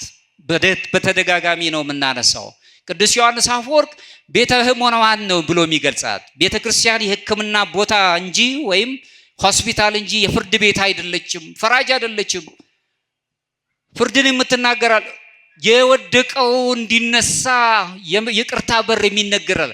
ሆታ ለሰማይ ተብላም የምትነገር ናት። መላእክት ሲወጡ ሲወርዱ ያየባት ያዕቆብ በሎዛ ላይ የተመለከተባት መላእክት ሲወጡ ሲወርዱ ያየባት ዛቲ ይእቲ ሆታ ለሰማይ ተባለች። ይቺ የሰማይ ደጅ ናት ተብላ የተገለጸችው እቺ ቅድስት አማናዊት ቤተክርስቲያን ናት። በዚህች ውስጥ መላእክትን እንመለከታለን። የሰራዊት ጌታ እግዚአብሔር በመስቀሉ በጫፍ ላይ በመንበሩ ተገልጾ ነው ያዕቆብ ያየው። የሰራዊት ጌታ እግዚአብሔር በመንበሩ ላይ አለ። ቅዱስ ዮሐንስ አፈወርቅ ሲነግረን በደጁ ላይ በደገኘይቷ የቤተ ክርስቲያን በር ላይ እግዚአብሔር አምላካችን ኢየሱስ ክርስቶስ ለማኝ መጻተኛ ሆኖ ካላየኸው በመንበሩ ላይ አላገኘኸውም ነው የሚለው። ምክንያቱም ከነዚህ ታናናሾቹ ለኔ ያላደረጋችሁት ለኔ አላደረጋችሁም። ለታናናሾቹ ያላደረጋችሁት ለኔ ያላደረጋችሁም ነው የሚል። ሰዎችን ስንወድ እግዚአብሔርን እያከበርን ነው። በሰዎች ጥፋት ውስጥ ጥፋተኞች ሆነን ካልተገኘንና ጥፋተኛቸውን እያጎለን እንዲማሩ ማድረግ ካልቻልን አሁንም ተባባሪ ነው የምንሆነው። በዚህ ትምህርት ውስጥ መኖር የምንችልባቸው ነገሮች ቤተክርስቲያን የሕክምና ቦታ እንጂ የፍርድ ቤት አይደለችም። ካህናቱም ደግሞ ሕሙማንን የሚፈውሰውን አምላካችን ኢየሱስ ክርስቶስ ጋር የሚያቀርቡ እንደራሴዎች ናቸው። ሕሙማንን የሚፈውሰው መድኃኒት የተባለው አምላካችን ኢየሱስ ክርስቶስ ስጋውን ደሙን የቆረሰልን ያፈሰሰልን። ስለዚህ በጾም በጸሎት በንስሐ በኑዛዜ በቅዱስ ቁርባን ውስጥ መኖር ስንጀምር አሁንም ቤተ ሕሙማን በሱ ቁስል ተፈወስን ብሎ ቅዱስ ኢሳይያስ በትንቢቱ ላይ እንደነገረን በሱ ቁስል እንፈወሳለን፣ ሕይወትም እናገኛለን። ሌላው ቴዎሲስ የምንለው በነገር ሁላችንም የምናስበው ሁልጊዜ አማልክት ዘበጸጋ የሚያሰኘውን ነገር የምናገኘው እግዚአብሔርን በመፍራቱ ስንሆን በትእዛዙ ውስጥ ስንኖር የምናገኘው ነው። የእግዚአብሔርን ፈቃድ ማድረግ በመለኮታዊ ሕይወት ውስጥ እንድንሳተፍ ልዩ ዕድል ይሰጠናል። መታዘዝ ለምን ወደ ዘላለም ሕይወት እንደሚመራን ማወቅ እንችላለን ነው። ምክንያቱም የእግዚአብሔር ፈቃድ ከባህሪው የማይነጠል መሆኑን ስለምናውቅ ነው። መሐሪ ነው አምላክ፣ ባህሪው እሱ ነው። እግዚአብሔር ቅን ፍርድን የሚያመጣ እኛ እግዚአብሔርን እንመስላለን ካልን በሰዎች ላይ እንፍርድ ዘንድ ስልጣን የሰጠን የለም። እግዚአብሔር ይቅር እንዲላቸው ነው መለመን ያለብን። እንደ እግዚአብሔር ፈቃድ መኖር ማለት በእርሱ ዘላለማዊ ሕልውና ውስጥ በህብረት ተሳታፊ ሆኖ መገኘት ማለት ነው። ለዚህም ነው እንግዲህ ዮሐንስ ወንጌላዊ ምዕራፍ 17 ቁጥር 3 ላይ እውነተኛ አምላክ የሆንከውን አንተ የላከውን ኢየሱስ ክርስቶስን ያውቁ ዘንድ ይህን የዘላለም ሕይወት ናት በማለት ይነግረናል። እውነተኛ አምላካችን ኢየሱስ ክርስቶስ ይህንን በማስተባበር አትናቴዎስ ቅዱስ አትናቴዎስ ታላቁ አባት ሲናገር እኛ አማልክት ዘበጸጋ እንሆን ዘንድ እንባል ዘንድ ወልደ እግዚአብሔር ኢየሱስ ክርስቶስ ደገኛው አምላክ ሰው ሆነ ነው የሚለው። ሰውነት ከበረ፣ በሰውነት ውስጥ አደረ፣ ውበታችን እንደገና ተቀየረ። የነፍስ የመንፈስና የስጋ ባህሪያችን ተስማምቶልን እንድንኖር ሞት የሚባለው ፈቃዳችንን ሁሉ የስጋ ፈቃዳችን ላይ እንድንኖር ይዞን የነበረው ደቆ እንዲሞት አደረገልን። ወደሱ እሱን እንድንመስል አቀረበልን። ስለዚህ ምእመናን በመታዘዝ በትህትናና በፍቅር እያደግን ስንመጣ አሁንም አምላካችን ኢየሱስ ክርስቶስን እየመሰልን ዘላለማዊ ሕይወታችንን እየመሰረትን ነው የምንሄደው። ቀስ በቀስ የምናገኘው እንጂ ዛሬውን እዛ እንደርሳለን የምንለው አይደለም። ለዚህ ነው ኦርቶዶክሳዊ ነገረ መለኮት ሂደቶች ያሉበት የነገረ ትህነት ትምህርት አለው። ቅዱሳን የእግዚአብሔርን ፈቃድ ሕያው ምሳሌ ሆነው ይታያሉ በእግዚአብሔር ፈቃድ ውስጥ ስለሚኖረው። የቅዱሳን ሕይወት ቅድስናን በማንኛውም ዘመን የሚቻል መሆኑን የሚያረጋግጡልን ነው። ለዚህም ነው ቅዱስ እንጦንስ የተባለው ታላቅ የቤተ ክርስቲያን አባት ገዳማዊው የክርስቶስ ወንጌል በሚነበብበት ሰዓት ላይ ምናልባትም ትምህርት ተምሮ ሲመጣ የባለጸጋ ልጅ እንደነበረ ገድለ ታሪኩ ይነግረናል። እንጦንስ በዘመኑ የባለጸጋ ልጅ ነበር። ትምህርት እንዲማር ብሉይን ከአዲሱ አጠናቆ ሲመለስ አባቱ ጊዜ ገደብ ስላለብኝ ትዳር ግባ አለው ይላል። አግብተህ እኔን ወላጆች በልጆቻቸው ደስ ይላቸዋል፣ ደስ አሰኘኝ አለው። እንጦንስ ምንድን ነው ያደረገው? እንግዲህ መጀመሪያ የተማርኩ ትምህርት አልሰረጸኝምና እንዲሰጠኝ ጥቂት ጊዜ ስጠኝ አለው። ዘወር ብሎ ቃለ እግዚአብሔር እየቀጸለ የተማረውን ነገር እያመላለሰ ከቆየ በኋላ ጊዜው ሲደርስ አሁንም አባቱ ጠየቀው፣ ትዳር ግባ አለው። እንግዲያውስ ካንተ ፈቃድ የእግዚአብሔር ፈቃድ ይበልጣልና ፈቃድ እግዚአብሔር መሆኑን እንድጠይቅ ፍቀድልኛል። አባቱን ግቅማ ከምትባል ቦታ ውስጥ ዋሻ ውስጥ ዘግቶ እየጸለየ ባለበት ሰዓት ብዙም አልቆየም። ዋሻውን በር የሚያንኳኩ ሰዎች መጡ። አባት በስጋ ተለይቷል፣ ስጋሙ በነፍሱ ተለይቷል። ስለዚህ በሞት ሄዷል፣ ወደ አምላኩ ሄዷል አሉት።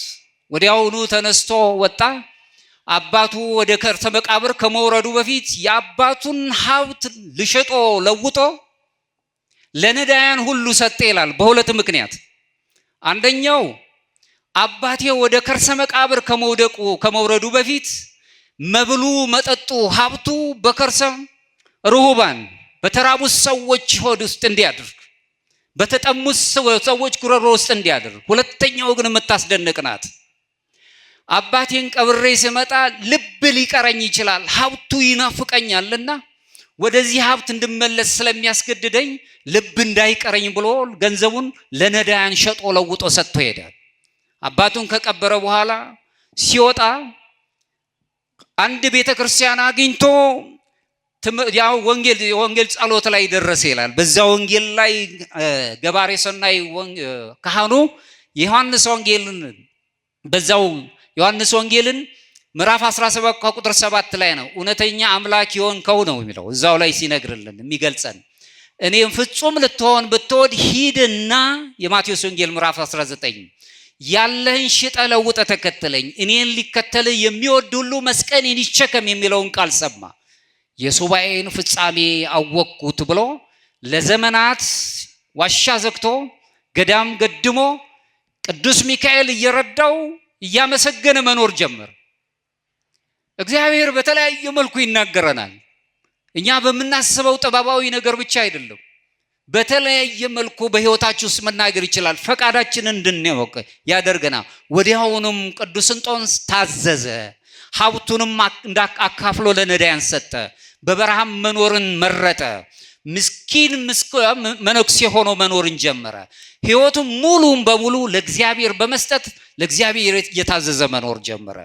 በዚሁም ላይ የምናየው ግብፃዊቷ ቅድስት ማርያም የምትባለው በዘመኗ ሙሉ በኃጢአት ትኖር ነበር። በኋላ በንስሐ ከተመለሰች በኋላ ግን እግዚአብሔርን እያመሰገነች የእግዚአብሔርን ፈቃድ እየጠበቀች ትኖር ነበር። በዛም ሰዓት ላይ ቅድስት ድንግል ማርያም በስዕሏ እስክትገለጥ ድረስ ደርሳለች። ንጹህ የሆነ ንስሐንም እያቀረበች በደሏን እያሰበች ይቅር በለኝ እያለች ስለምን ነበር የእግዚአብሔርን ፈቃድ እያለች። በኋላም ጊዜ ከእግዚአብሔር ጋር የምትኖርበትን ክብር ያለበትን በምሳሌው ሱታፊ አምላክ የምታገኝበትን ክብር እንደሰጣት ገሏ ይናገራል። ለዘላለም የሚኖር ለዘላለም ለመኖር የምንጀምረው ዛሬ ነው ወገኖቼ። ለዘላለም የምንኖረው ከሞትን በኋላ አይደለም፣ ዛሬ ነው የምንኖረው። ሐዋርያት ሲናገር ምንድነው? ለዘላለም ይኖራል፣ የእግዚአብሔርን ፈቃድ የሚሰራ ለዘላለም ይኖራል ይጸናልም ነው የሚላል። የዘላለም ሕይወት የሚጀምረው አሁን ነው፣ መዳን ዛሬ ስለሆነ ይልቁንም ይቅር በምንልበት በምንጸልይበት በምናመልክበት ስርዓት አምልኮ ስንኖር ንስሐ በምንገባበት በተለይም በሚስጥራት የቤተ ክርስቲያኑ ስንዋሃድ ተካፋይ በምንሆንበት ጊዜ ወይም ድሆችን በምናገለግልበት ጊዜ አሁንም በእግዚአብሔር መንግስት ፈቃድ ውስጥ ነው የምንኖረው። ዘላለማዊ የሆንን ዘላለማዊ የምንሆንበትን መንገድ እየጀመርን ያለ ነው። ለዚህም ነው ሳይመን ዘ ኒው ቴዎሎጂያን ወይም የነገር መለኮት ምሁር ተብሎ የሚታወቀው እንዲህ ይላል፣ አምላኩን በውስጡ የያዘ ሰው አሁኑኑ የዘላለም ሕይወት መኖርን ጀመረ ይለናል። ከኔ ጋር ናችሁ? አምላኩ በውስጡ የያዘውን ሰው አሁኑኑ የዘላለም ሕይወትን መኖርን ጀመረ ይለናል። ዛሬ ነው ዘላለማዊ የምንሆነው። ዛሬ ይዘነው ነው ወደ ሰማያዊ ሕይወታችን የምንቀርበው። መንግስተ ሰማያት የወደፊት ተስፋችን ብቻ አይደለችም።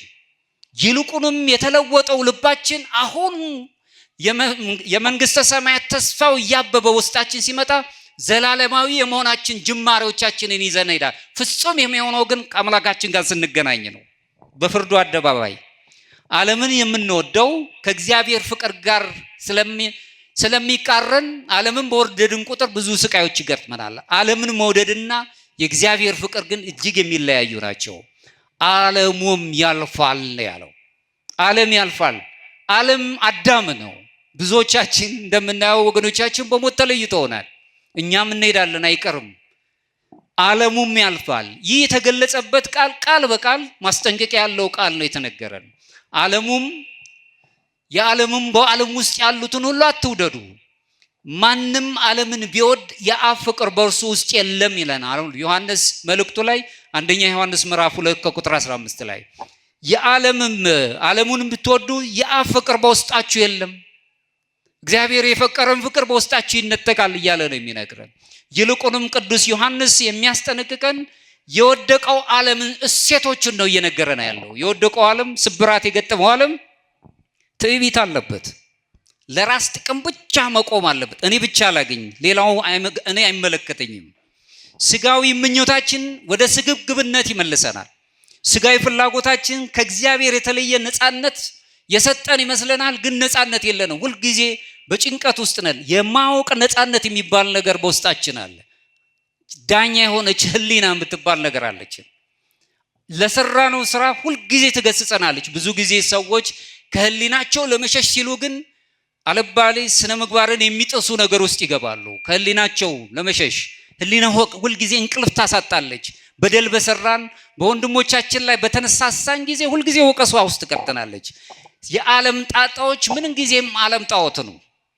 በጣዖት በሚሆነው አደገኛ ህይወት ውስጥ ስለምንኖር ዓለም ሁሉ ያልፋል። ጣዖት፣ የጣዖት አምልኮት፣ ይሄ ገንዘብ እኔ ብቻ ላገኝ የምንለው ገንዘብ የምንጠቀምበት ከሆነ አስፈላጊያችን ነው። የሚጠቀምብን ከሆነ ግን አደጋችን ሰፊ ነው የሚሆነው። ምድራዊ ሀብት፣ ተድላ፣ ስልጣን ወይም ዝና ለእግዚአብሔር ብቻ የሚገባውን ስፍራ በያዙ ጊዜ ክብር ነው የሚሆኑት። እነዚህ ግን በአጸፋው ግን ለሰው ክብርና ለራስ ብቻ ከሆነ ግን በልባችን ውስጥ ነግሶ የሚኖር ከሆነ ግን ባሪያዎች ነው የሚያደርገን። ሁልጊዜ ተገዢዎች ነው የሚያደርገን። እንቅልፍ ይነሳናል። ሰላም የለንም። በዚህ ውስጥ እንዳንኖር መጠንቀቅ አለብን። የእስክንድርያው አሁንም ቀለሚንጦስ የተባለው አባት ሲናገር ምን ይላል? ሰውን የሚኮንነው ሀብት ንብረት ስላለው አይደለም። ሰው የሚኮንነው ሀብት ንብረት ስላለው አይደለም። ሀብቱ ተጠቅልሎ የሀብቱ ባሪያ ሲሆን ግን ይኮነናል ይላል። በሀብቱ በተሰጠው ሀብት የተሰጠንን እንድንሰጥበት ነው። በጣም በሚገርም ሁኔታ ሁለት ያለው አንድ ይስጥ ሲል ይህ መስጠት የማካፈል ቋንቋ እንጂ ፍጹም ስጦታ አይደለም። ፍጹም ስጦታ ግን ሙሉን መስጠት ነው። እንዳ ቅዱስ አባ እንጦንስ ሶርያዊው አባ ቅዱስ ይስሐቅም ሲናገር ምንድነው የሚለው? ዓለምን የሚወድ ልብ የእግዚአብሔር ፍቅር ሙሉ በሙሉ ሊቀበል አይችልም። የዓለምን ጠባይ የሚፈልግ ልብ በዓለም ውስጥ ያለውን ሀኬተኛ እኔ ብቻ ነኝ በላይ ብሎ የሚያስብ፣ ከኔ በቀር ሌላ አዋቂ የለም ብሎ የሚያስብ፣ ከኔ በቀር ሌሎች ወዳጆች ዘመዶች የሉትም ብዙዎች ይገዙልኛል ብሎ የሚያስብ ልብ ያለው ሰው በፍጹም ሙሉ በሙሉ የእግዚአብሔርን ፍቅር ምክንያቱም የእግዚአብሔር ፍቅር ራሱ መንፈሳዊ ተጋድሎ አለበት። ክርስቲያኖች ነን እኛ፣ ተጋድሎ አለብን። እሱ ሊቀበል አይችልም። አንድ ክርስቲያን ዘወትር ልቡን መመርመር አለበት። በምን መልኩ ሐሳቤን የሚገልጥ በተደጋጋሚ የሚቆጣጠረኝ ምንድን ነው? የእግዚአብሔር ፍቅር ነው የሚቆጣጠረኝ ወይስ የዓለሙ ምኞት? በጣም ብዙዎቹ ሰዎች እየረሳው አይደለም ብዙ ስቃይ ያለባችሁ።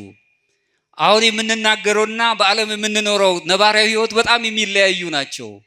ትላንት የምታውቋቸው ወገኖቻችሁ ማታውኑ ትላንት ጠዋት ስትነሱ በአንድ ጀንበር ላይ ሆኖ ስታዩቸው የሆነው ነገር ምንድን ነው ትላላችሁ። በአንድ ቅጽበት እንዴት ሆነ ብላችሁ ትፈተናላችሁ። ስለዚህ የሰውነት መዋቅራችሁ ይዛባል። ምን እየሆነ ነው ያለው? ልጆቼ ጾም አዳሪዎች ናቸው። እኔም ማጥቼ ነው የምኖረው። የምፈልገውን ነገር እያገኘው አይደለም። ይህ ሰው ግን ያገኘው ምንድን ነው? ያገኘበትን ነገር መዳጨር እንፈልጋለን። በኋላ የተሳሳተ ነገር ከሆነ ተባባሪዎች ለመሆን ያስገድዳል። ከዚህ መንፈስ መውጣት አለብን። ክርስትናው እሱን ስለማይነገር ነው። ቀለሚንጦስ የሚነግረን እሱን ስለሆነ አባቶች ሐዋርያን አበው ዘወትር በዚህ ዓለም በማመስገን ሁልጊዜ የተጠበቁ ስለሆነ በሱ በሚያገኙት ነገር ልዩ የሆነ የውስጥ እርካታ አላቸው። በእርካታቸው ውስጥ የስጋ ባሪያዎች ሆነው አያውቁም። ለነፍሳቸው ተገዢ ናቸው። በተለይም ኖንስ የምትባለው የውስጥ አይነ ልቦና ተብላ የምትገለጸውና በመንፈስ ተብላ የምትታወቀው ደግሞ የነፍስ ውስጣዊ አይኗ ተብላ የምትታወቀው እቺ ምንረዳት መንፈስ ተብላ የምትታወቀው ሁልጊዜ ትገዛቸዋለች። ከስጋ ይልቅ እነሱ ይከብሩባቸዋል። በዚህ ውስጥ እንኖራለን። ዓለምን የሚወድ ሁሉ የእግዚአብሔር ፍቅር በልቡ ውስጥ አይኖርም። ፍቅሩን ሊያዝ የሚችል አይደለም። ስለዚህ ሐሳቤን ይበልጥ በተደጋጋሚ የሚቆጣጠረው ምንድነው ብለን እንጠይቅ። አሁን ከዚህ ስንወጣ ማንነት የሚባለው ምናልባትም ማንነት አሁን በፍልስፍናውም በስነ ልቦናውም ጥያቄ ውስጥ ነው ያለው። በደንብ ተገልጾ ተተርጉሞ ያለቀ ነገር አይደለም። አንትሙ ታቦቱ ለእግዚአብሔር ይለንና ቅዱስ መጽሐፍ እናንተ የእግዚአብሔር ቤተ መቅደሶች ናችሁ ብሎ የራሳችሁ አይደላችሁም ብሎ የኛን ማንነት ጥያቄ ውስጥ ይከተዋል። ከሆነም ደግሞ ማለት ነው እናንተ የእግዚአብሔር በደሙ የተገዛችሁ ባሪያዎች ናችሁ፣ የራሳችሁ አይደላችሁም ነው የሚለን። የራሳችሁ አይደለም። ማንም በስጋው ላይ በአካሉ ላይ ስልጣን የለውም። እንኳን የሰዎችን ነፍስ ማጥፋት ይቅርና በራሳችን ላይ እንኳን ስልጣን የለንም። ይሄንን ውብ አድርጎ የፈጠረው ሰው የሚባል ማንነት አይምሮአችን ረቂቅ የሆነውን ነገር የሚደነቅ አይምሮ የሰጠን አምላክ በዚህ አይምሮአችን ላይ መልካም ነገር እንድናስብ አይምሮ ገዛን፣ የማወቅ ነፃነትን ሰጠን። ነገር ግን በዚህ ነገር ላይ ስልጣን የለንም። ማንነት የሚባል ካለን ሰው የሚባል ማንነት እንጂ የወዝ ማንነት የለንም። የጎጥ ማንነት የለንም። የዛ ወንዝ ሰዎች የዚህ ወንዝ ሰዎች የሚባል ማንነት የለንም። ሰው የሚባል ማንነት ነው ያለን። ምዕራባውያን እንኳን ለምድራዊ በጣም ቤት ውስጥ ለሚያኖሯቸው እንስሳት በጣም ይጨነቃሉ። መብታቸው ይከበር ይላሉ። ለአውሬው እንኳን ለሚናደፈው እንኳን ክብር ይሰጣሉ። ሰው ለሚባል ነገር ወይም ታላቅ ፍጡር ነው የሥላሴ አርአያ አምሳል ሆኖ የተፈጠረ ሱታፌ አምላክ ለሚያገኘውማ ምን አይነት ክብር ይገባዋል ነው። እሱን ማሰብ አለብን። ማንነት ወይም ክብርን የምሰጠው ለማን ነው ብለን መጠየቅ አለብን። ለማን ነው ክብር የሚሰጠው? ክብር ለራሴ ነው ወይስ ለፈጠረኝ አምላክ ነው? ክብር የምሰጠው ክብር በቀላሉ አይገኝም። ክብር በራሱ ስናከብር ነው የምንከበር እንጂ አክብረኝ በማለት ክብር አይገኝም። ማክበር የጀመረ ሰው የሆነ ወቅት ላይ ዓለም ዝቅ ስንል ዝቅታውን በጣም እየተጠቀጠቀች እንኳን ብታልፍ አንድ ቀን ግን ወደ ከፍታው ትመጣለች። ሰዎች ወደ ልባቸው ሲመለሱ ዝቅ ማለታችንን ይመለከቱታል። ትትና ሞኝነት አይደለም፣ ሕይወት ነው በራሱ። ከእግዚአብሔር ጋር ያለኝ ህብረት ከማጣት ይልቅ ይበልጥ ለማን ነው የማየው? በውስጥ የማየው ማንን ነው? ምንድነው የምመለከተው? የምፈልገው የእግዚአብሔርን ፈቃድ ነው እያየ ያለሁት ወይስ የዓለምን ፈቃድ ነው? እነሱ መጠየቅ አለብን። ልብን የሚቆጣጠረው ማንኛውም ነገር ውሎ አድሮ ህይወትን የሚቆጣጠር አምላክ ወደዚህ መምጣቱ አይቀርም። ዘላለም ህይወት እንዲሰጠን በሱ ፈቃድ ውስጥ መኖር አለብን። ሌላው ምናልባት 3 ታላላቅ የሆኑ የሰው ልጆች ፈተናዎች አሉ። አሁን በዓለምና በምኞት ውስጥ ስንኖር፣ የዓለም ፈቃዳት ውስጥ ስንኖር ሰዎች በዓላማ ምኞታቸውን ማሳካት ይችላሉ። በሚጨበጥ ነገር ማሳካት ይችላል። 3 ነገሮች አሉ። ቅዱስ ዮሐንስ ዓለም ሲል ምን ማለቱ ነው? ዓለም ብሎ የገለጸው በዓለም ያለው ሁሉ እርሱም የሥጋ ምኞትና የአይን አምሮት ስለ ኑሮውም መታበይ ከአብ ያልሆነ ብሎ ነው የሚገልጸው። ከቁጥር 16 ላይ አንደኛ ዮሐንስ ምዕራፍ 2 ላይ ማለት ነው። በዓለም ያለው ሁሉ እርሱም በሥጋ ምኞትና የአይን አምሮት ስለሚኖርም መታበይ ከእግዚአብሔር አብ ያልሆነ ነው ብሎ የሚነግረን። እንድንታበይ አይደለም በምድር ላይ የሰጠን። በተለይ ኦርቶዶክሳውያን በነገሮች ሁሉ እግዚአብሔርን በእኛ መንፈሳዊ ሕይወት እንዲገለጽ ነው ማድረግ ያለብን። የመጀመሪያው ፈተናችን ተግዳሮታችን ስጋዊ ምኞት ነው። የስጋ ፈቃዳት ናቸው። በስጋ ፈቃዳቱ ስንሆን የተዛባ ኑሮን እንኖራለን። ሁሉ ነገር የሚያምረን ጎረቤት ያደረገው ነገር ሁሉ ይናፍቀናል። የጎረቤት ጎረቤት ነው መሆን ያለበት። ለኛ የራሳችን የተሰጠናለን። በዛ ውስጥ መኖር አለብን። ማክሲሞስ የተባለውም ታላቅ አባት ሲናገር ምን ይላል? የስጋ ፈቃዳት ወይም ፍትወታት ወይም የኃጢአት ስሜቶች በተፈጥሯቸው ራሳቸውን የቻሉ አይደሉም አለ። ቋሚ አይደሉም። ነገር ግን የተፈጥሮ ኃይላችንን ያለ አግባብ መጠቀማችን ምክንያት ይሰጣቸውና እኛን ራሱ በምኞት ውስጥ እንድንጠቃለል ያደርጉናል ነው የሚለው። የምናያቸውን ከዚህ ውስጥ አንወጣም። ምን እያሉ ነው አባ ልትሉ ትችላላችሁ። አዎ ብዙ ተግዳሮት አለብን። የስጋ ምኞቶቻችን ብዙ ነገሮች አስከፍለውናል። ሁሉንም ነገር መያዝ የያዝናቸው ነገሮች አንዳንድ ጊዜ ከምንፈልጋቸው ነገሮች ጋር ስለማይጣጣሙ የያዝነው ነገር ራሱ ከእጃችን ያመልጣል። ብዙ ጊዜ ስቃይ ውስጥ እንዳለ አንደኛው የስጋ ምኞታችን ፈተናችን ነው። ሁለተኛው የአይን አምሮት፣ በአይን ውስጥ ስግብግብ የሆነ ነገር ውስጥ እንገባለን። በዚህ ውስጥ ተመለከቱ እንደሆነ ሔዋን ራሱ የተፈተነችው በማየት ነው። ጸበለሱን ከመብላቷ በፊት አየችው። ፈታኙም ቀረበና እንደሱ አምላክ እንዳትሆኑ ነው አላቸው። መጀመሪያ ግን ማየቷ ነው ፈተናን ያገኘው። መብላት የሚችሉትን ሁሉንም ተመገቡ ያላቸውን ትታ ትእዛዝ ጣሰች። ሔዋን መጀመሪያ የተከለከለውን ፍሬ የተመለከተችው ከመብላቷ በፊት ነው። ዘፍጥረት 3 ላይ የሚነግረን ይህንን ነው። አይኖች ብዙውን ጊዜ ለፈተና መግቢያ በር ሆኖ እናያቸዋለን። በአይን ይፈተናል ሰው። አይኖቻችን መልካም ነገርን ማየት አለባቸው። ለዚህም ነው ቅዱስ ኤፍሬም ሶርያዊ ሲናገር አይኖቻችሁን ጠብቁ፣ ምክንያቱም ብዙውን ጊዜ አይኖቻችን ኃጢአት የሚገባበት መግቢያ በር ሆኖ ይታያሉና ብሎ ነው የሚነግረው። በማየት መፈተን በጣም በሚደንቅ ሁኔታ የፈተና ይዘቶች እንኳን በህሳቤ የሚመጣ በማየትና በገቢር የሚመጣ ነገሮች ነው የምናየው። ያየ የተመኘ አይቶ የተመኘ ኃጢአት ሰራ ነው የሚለን።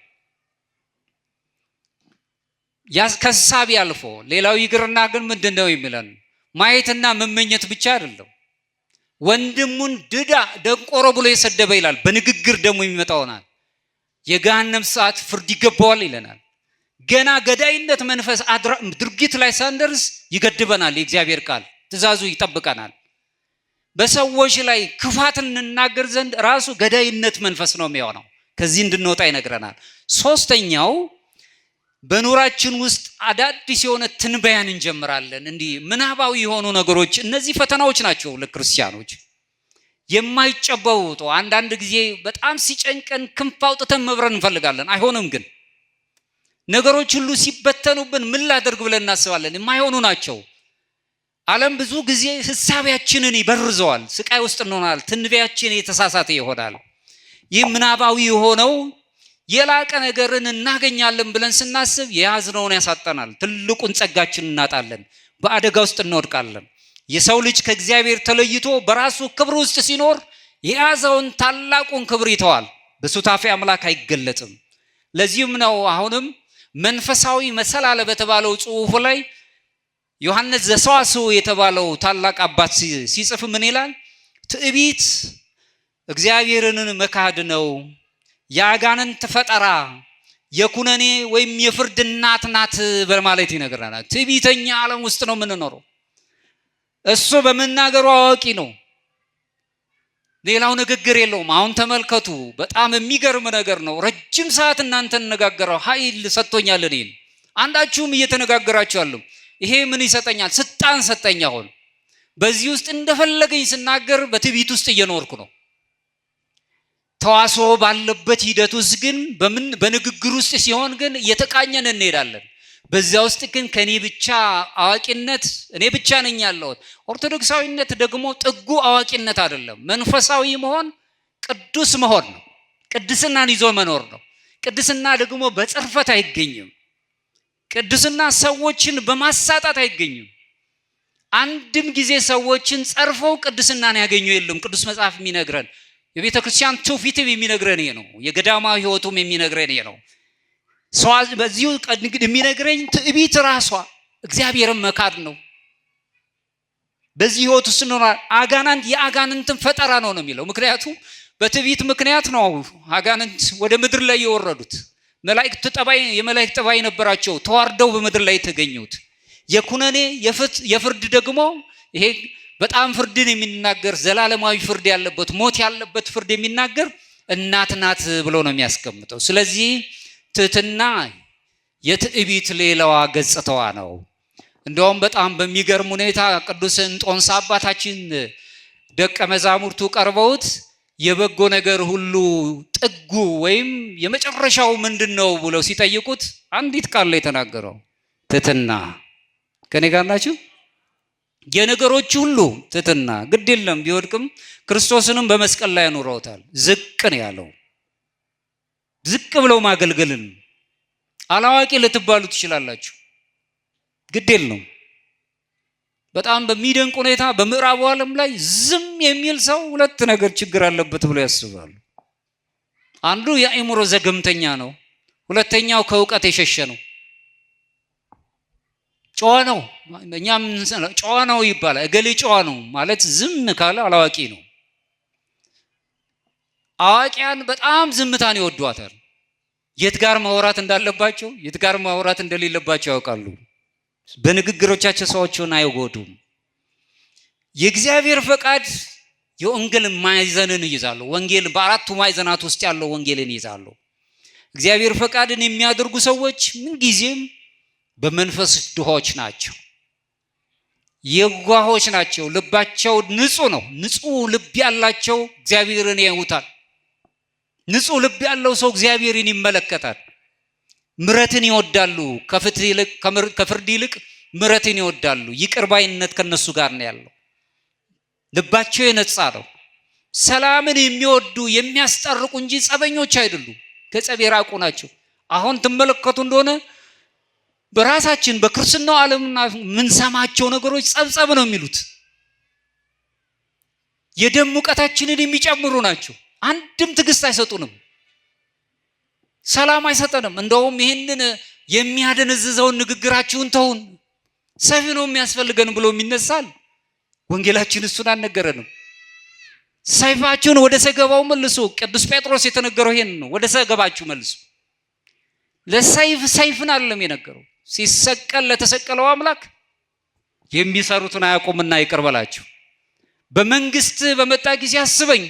ዛሬው ነው በመንግስተ ሰማያት ትኖራለህ። በቀኝ የተሰቀለው ወንበዴ። በዚያ ህይወት ውስጥ እንድንኖር እግዚአብሔር ይፈቅድልናል። ለክፉ አድራጊ ክፉን ማድረግ አይደለም። ሌላው ሰላምን መውደድ። ሰላም ደግሞ በተደጋጋሚ ተናግሬያለሁ። ሰላም ከራስ ነው የሚጀምረው። ከራስ ጋር ታረቅ ነው አባ ይስሐቅ ሶርያዊ የሚነግረን። አንተ ከራስ ጋር ስትታረቅ ሰማይና ምድር ካንተ ጋር ይታረቃሉ። አንተ ከራስ ጋር ሰላም ሲኖር የውስጥ ሰላም ሄዚኪያ የውስጥ ሰላም ሲኖርና ዝቅ ማለት ኬኖሲስ በግሪክኛው ዝቅ ማለት ስትጀምር፣ ጥፋት እንኳን ካለበት ዝቅ ማለት ስትጀምር ባንተ ዙሪያ ያሉ በሺህ የሚቆጠሩ ሰዎች ሰላም ያገኛሉ ነው የሚለው። በሺህ የሚቆጠሩ ነፍሳት ሁሉ ሰላምን ያገኛሉ ነው የሚለው። የኔ ሰላም ለዓለም ሰላም የሚሰጥ ከሆነ ውስጣዊ ሰላሜ ማለት ነው። የኛ ሰላም አምላካችን ኢየሱስ ክርስቶስ ነው። የውስጣችን ሰላም ጸጥ ማለትን ስንለምድ እየቸከረን እየተበደልን በደል እንዳለብን እያወቅን ውስጣችን ሰላም ጸጥታን ሲያገኝ ለሌሎች ሰዎች ሰላምን እንሰጣለን፣ መረጋጋት እንሰጣለን። አባቶቻችን የሚያስተምሩን ይሄን ነው። በዚህ ውስጥ እንኖራለን። አሁንም የኑሲስ ታላቅ አባት ቅዱስ ጎርጎርዮስ ሲናገር ምን ይላል? የራስ የክርስቶስ መልክ እነሱ ናቸው ብሎ ቅዱሳን ይነግረናል። ወይም the icon of Christ ነው የሚላቸው ቅዱሳኑ። የክርስቶስ መልክ እነሱ ናቸው። በተለይም ቤተክርስቲያናችን ክብሮሙ ለቅዱሳን የሚላቸው የቅዱሳን ክብራቸው የተባለ አምላካችን ኢየሱስ ክርስቶስ ነው። ቅዱሳንን እግዚአብሔርን ታዘው ስለሚኖሩ በውስጣቸው ክርስቶስን ይገልጣሉ። አሁን ስዕል የምንሳለማቸው እነዚህን እኛ ስዕላትን እናከብራ ቬኔሬት ነው የምናደርገው። ቬኔሬሽን ነው የሚባለው። ወርሺፕ ብለን አይደለም፣ ቬኔሬት ነው የምናደርገው። ቴዎቶኮስ ወላዲተ አምላክ ቅድስት ድንግል ማርያምን ቬኔሬት እናደርጋለን። የአምላክ እናት ብለን እናከብር፣ ከፍጥረታት በላይ እናከብራታለን። ቅዱሳን ምንጊዜም ሕይወታቸው በእግዚአብሔር ፈቃድ ውስጥ የተቃኘ ስለሆነ አይከን ኦፍ ዘ ክራይስት ነው የሚባሉት። የክርስቶስ ስዕላት ተብለው ክርስቶስን የምናይባቸው፣ ክርስቶስን የምናነብባቸው፣ በእነሱ ውስጥ አምላካችንን የምናነብበት የምናገኝበት ተብለው ነው የሚገለጹ። ቅዱሳን እንድንሆን ነው እግዚአብሔር ወደዚህ እኔ ቅዱስ እንደሆንኩ እናንተም ቅዱሳን ሆኑ ያለን። አብርሃምን ብንመለከት አብርሃም በራሱ ታዘዘ። ሲታዘዝ በጣም የሚገርመው ለኛ የሚከብደንን ነገር ግን እሱ እንደቀላሉ ከሚወደው አካባቢ ተለየ። አካባቢውን ተወ፣ ዘመዶቹን ተወ። ዋናው ዋስትና ሊሰጠው የሚችለውን የአካባቢ ደህንነቱን ትቶ በአካባቢ አልተወሰነም፣ በጎጥ አልተወሰነም፣ በወንዝ አልተወሰነም። አሁን ተመልከቱ፣ ሰው የሚባል ልዕልና ያለው አማልክት ዘበጸጋ የሚያሰኘን ህይወት ይዘን ወንዝ ሆነን ለመሞት ቀርበን ያለ ነው። ወንዘኞች ለመሆን የዛ አካባቢ ሰው ነው በመባል ማንነታችን ተገልጾ እየሞተን ያለ ነው። በህይወት ኖረን እየሞተን ነው። ቅዱስ ዮሐንስ አፈወርቅ የዕብራውያን መልእክትን በተረጎመበት ትርጉሙ ላይ ምክንያቱም ዕብራውያን 11 ከቁጥር 8 ላይ ቅዱስ ጳውሎስ ሲገልጽ ምን ይላል? አብርሃም የተባለው በእምነት ታዘዘ የሚለውን አንቀጽ ሲተረጎም ቅዱስ ዮሐንስ አፈወርቅ አብርሃም ወዴት እንደሚሄድ አልጠየቀም። ከሀገር ውጣ፣ ከአካባቢ ውጣ ሲለው ጥያቄ አላቀረበም። ለምን ብሎ አላለም። ወጣ። ብዙ በደል ያለበት አካባቢ አለን። በልብ ውስጥ የተቀመጡ እኛን ሁልጊዜ ትምከት ሊሰጡን ከዚህ አካባቢ ነው የተገኘሁት ብለን ሰዋዊ ጠባያችንን ያሸነፉን ብዙ ትምክቶች አሉ። አብርሃም ከእንደዚህ አይነት ትምክት አካባቢነት ነው የወጣው። ከዚህ መንፈስ ኢትዮጵያውያን መውጣት አለብን። ሰው የሚባል ማንነት ነው ያለን። ክርስትናችን ራሱ ከሰውነት ጠባይ በኋላ ነው የተገኘው። ሰው የሚባል ሰው ሆነን የተገኘ ነው። በስላሴ አርአያ አምሳል ላይ የተገኘ ነው። ከአካባቢው ወጣ። ለምን የት ነው የሚሄደው ብሎ አልጠየቅም አለና ዮሐንስ አፈወርቅ እግዚአብሔር የመራው መሆኑን ብቻ አውቆ ከሚወደው ማህበረሰብ፣ ከሚፈልገው ቤተሰቡ፣ ከሚፈልገው ደግሞ የራሱ እንደ ዋስትና ደህንነት ከሚሰጠው ነገር ወጣ። አምላኩን አከበረ እያለ ይነግረናል። የእግዚአብሔርን ፈቃድ ማድረግ ብዙውን ጊዜ አምላካችን እቅድ ውስጥ መኖር መጀመር ማለት ነው። ሁልጊዜ ሐሳብ አለው፣ እቅድ አለው አምላካችን ለኛ። በሱ እቅድ ውስጥ መኖር ስንጀምር ከከባቢው ነገር እንወጣለን። እንዲያውም በጣም የሰው ልጆች ማሰብ ያለብን ከኛ ተፈጥሮም የበለጠ ከከባቢው አየር ጋር ልዩ ግንኙነት አለን። ግንኙነታችን ሰፊ ነው። ለዚህ ተጠያቂ ነን። ለከባቢው አየር ራሱ በስነ ምግባር መኖር እንዳለብን መረዳት አለብን። እግዚአብሔር ራሱ የሰው ልጆችን በሚንታዘዝበት ጊዜ ምሳሌውን በገለጸብን ሁልጊዜ የምንረዳው የቅድስት ድንግል ማርያም ቴዎቶኮስ ወይም አምላክ የአምላክ እናት ተብላ የተገለጸችው ምሳሌ አድርገን ያለን ቅዱስ ሉቃስ በጻፈው የሉቃስ ወንጌል ምዕራፍ 1 ከቁጥር 38 ላይ የሊቀ መላእክት የመላእክት አለቃ ቅዱስ ገብርኤል ብስራቱን በነገራት ጊዜ ቅድስት ድንግል ማርያም እነሆኝ የጌታ ባሪያ እንደ ቃል ይሁንልኝ ነው ያለችው። ትንሽ ብላቴና ነኝ፣ እንዴት ይሆናል? ይህ በእግዚአብሔር መንፈስ ቅዱስ ይሆናል፣ በእግዚአብሔር መንፈስ ቅዱስ ምስጢር ይከናወናል ሲላት የእግዚአብሔር ባሪያ አገልጋዩ እንደ ቃል ይሁንልኝ ብላ ታዘዘች። ቅዱስ ኢሬኔዎስ ሲናገር ምን ይላል? ይሄን በዚህ አንቀጹ ላይ የሔዋን አለመታዘዝ የህይወት ስንጥቅና ክፍተት በማርያም መታዘዝ ተፈታ ይለናል። ከሪጋ ናችሁ? በሔዋን ምክንያት አለመታዘዝ በሔዋን አለመታዘዝ ምክንያት የነበረው የሰው ልጆች የህይወት ክፍተት በድንግል ማርያም መታዘዝ እንደ ቃል ይሁንልኝ ይደረግልኝ በማለቷ ክፍተታችን ተሟል። አምላካችን ኢየሱስ ክርስቶስ ከሰው ጠባይ ከኃጢአት በስተቀር እኛን ሆኖ እሱን ሊያደርገን በጠባብ ደረት ባጭር ቁመት ተወስኖ ከቅድስት ድንግል ማርያም ተወልዶ በጣም ብዙ ነገር የሰጠን አምላክ ብዙ ነገሮች በእጃችን ላይ ያለ እሱ በትህትና በግርግም ውስጥ ወደቀ፣ ዝቅ ብሎ ታየ። በዘመኑ በጣም ዝቅታ ውስጥ ያሉ እረኞች መጥተው ከመላእክት ጋር አመሰገኑት። የተፈጥሮ ጠባይ በማይስማማ አይነት መልኩ ቃልን ነው ከመላእኩ ድምጽ በሰማች ቃል በሷ ላይ ያደረ ጸጋንና ሙላቱን ተሞልቶ እኛ ጋር ሰው ሆነልን። በዚህ ህይወት ውስጥ አገኘን።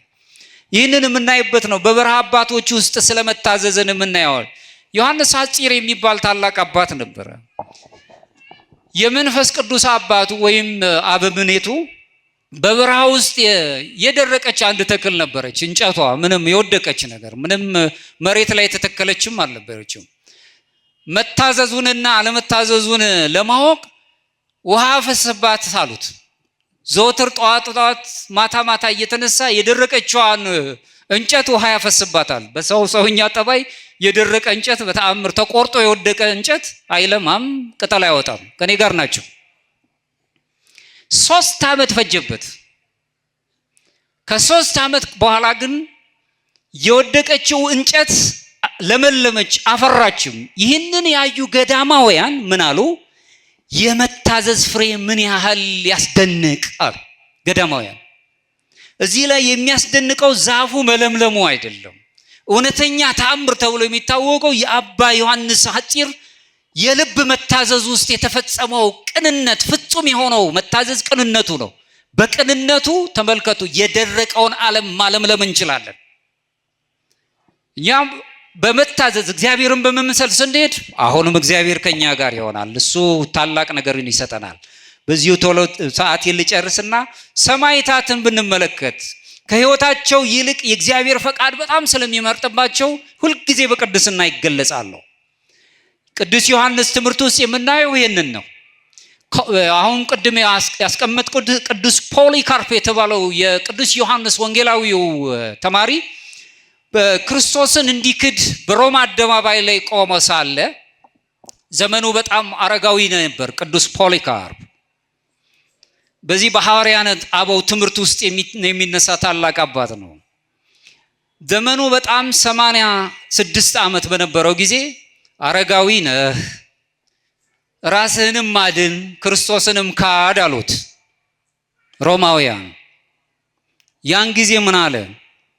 86 ዓመት ሙሉ አምላኬን አገለገልኩት፣ እርሱም ምንም አልበደለኝም። እንዴት ዛሬ አምላኬን እሰድበዋለሁ ብሎ ተናገረ። መካድ ስድብ ነው። ከኔ ጋር ናችሁ? እንዴት አምላኬን እሰድበዋለሁ? ለእግዚአብሔር ፈቃድ ስንታዘዝ ሞት በራሱ ታሪክ ነው የሚሆነው። ሞት ፍጻሜ አይሆንም። የአንድ ነገር ማለቂያና የሌላ ነገር መጀመሪያ ነው የሚሆነው። የዘላለማዊ ህይወት ጅማሬ ይሆንና በምድር ላይ የምንኖረው ዓለማችን ላይ ደግሞ ፍጻሜ ይሆንልናል። እሱን ነው የምናስበው። በዚህ ህይወት ውስጥ የምንመለከተው ፖሊካርፕ በመታዘዙ ምክንያት በኋላ ጊዜ እግዚአብሔርን ፈቃድ በመምረጡ የሰማዕትነት ማዕረግ እንዳገኘ ዛሬ እሱ በአምላኩ እቅፍ ውስጥ ነው ያለው። ሰማዕታት ኢትኩን ስም በሐሰት ምስክር አትሁን ነው ከህግጋቱ መካከል አሉ። ከአስሩ ህግጋት መካከል ሰማዕት መሆን ማለት ምስክር መሆን ማለት የያዝናቸው ስሞቻችን ምስክር ናቸው። በዚህ ህይወት ውስጥ እንድንኖር ነው እግዚአብሔር የሚነግረን። ቅዱስ ቄርሎስ የተባለው የእስክንድርያው ታላቅ አባት ሲናገር በቅዱስ ቁርባን ህይወት ውስጥ ስንኖር ከእግዚአብሔር ፈቃድ ጋር ህይወትን ይኖረናል። ክርስቶስን የመቀበላችን የማይጠፋው ህይወት ውስጥ ተሳታፊ እንድንሆን እድሉ ይሰጠናል ይላል።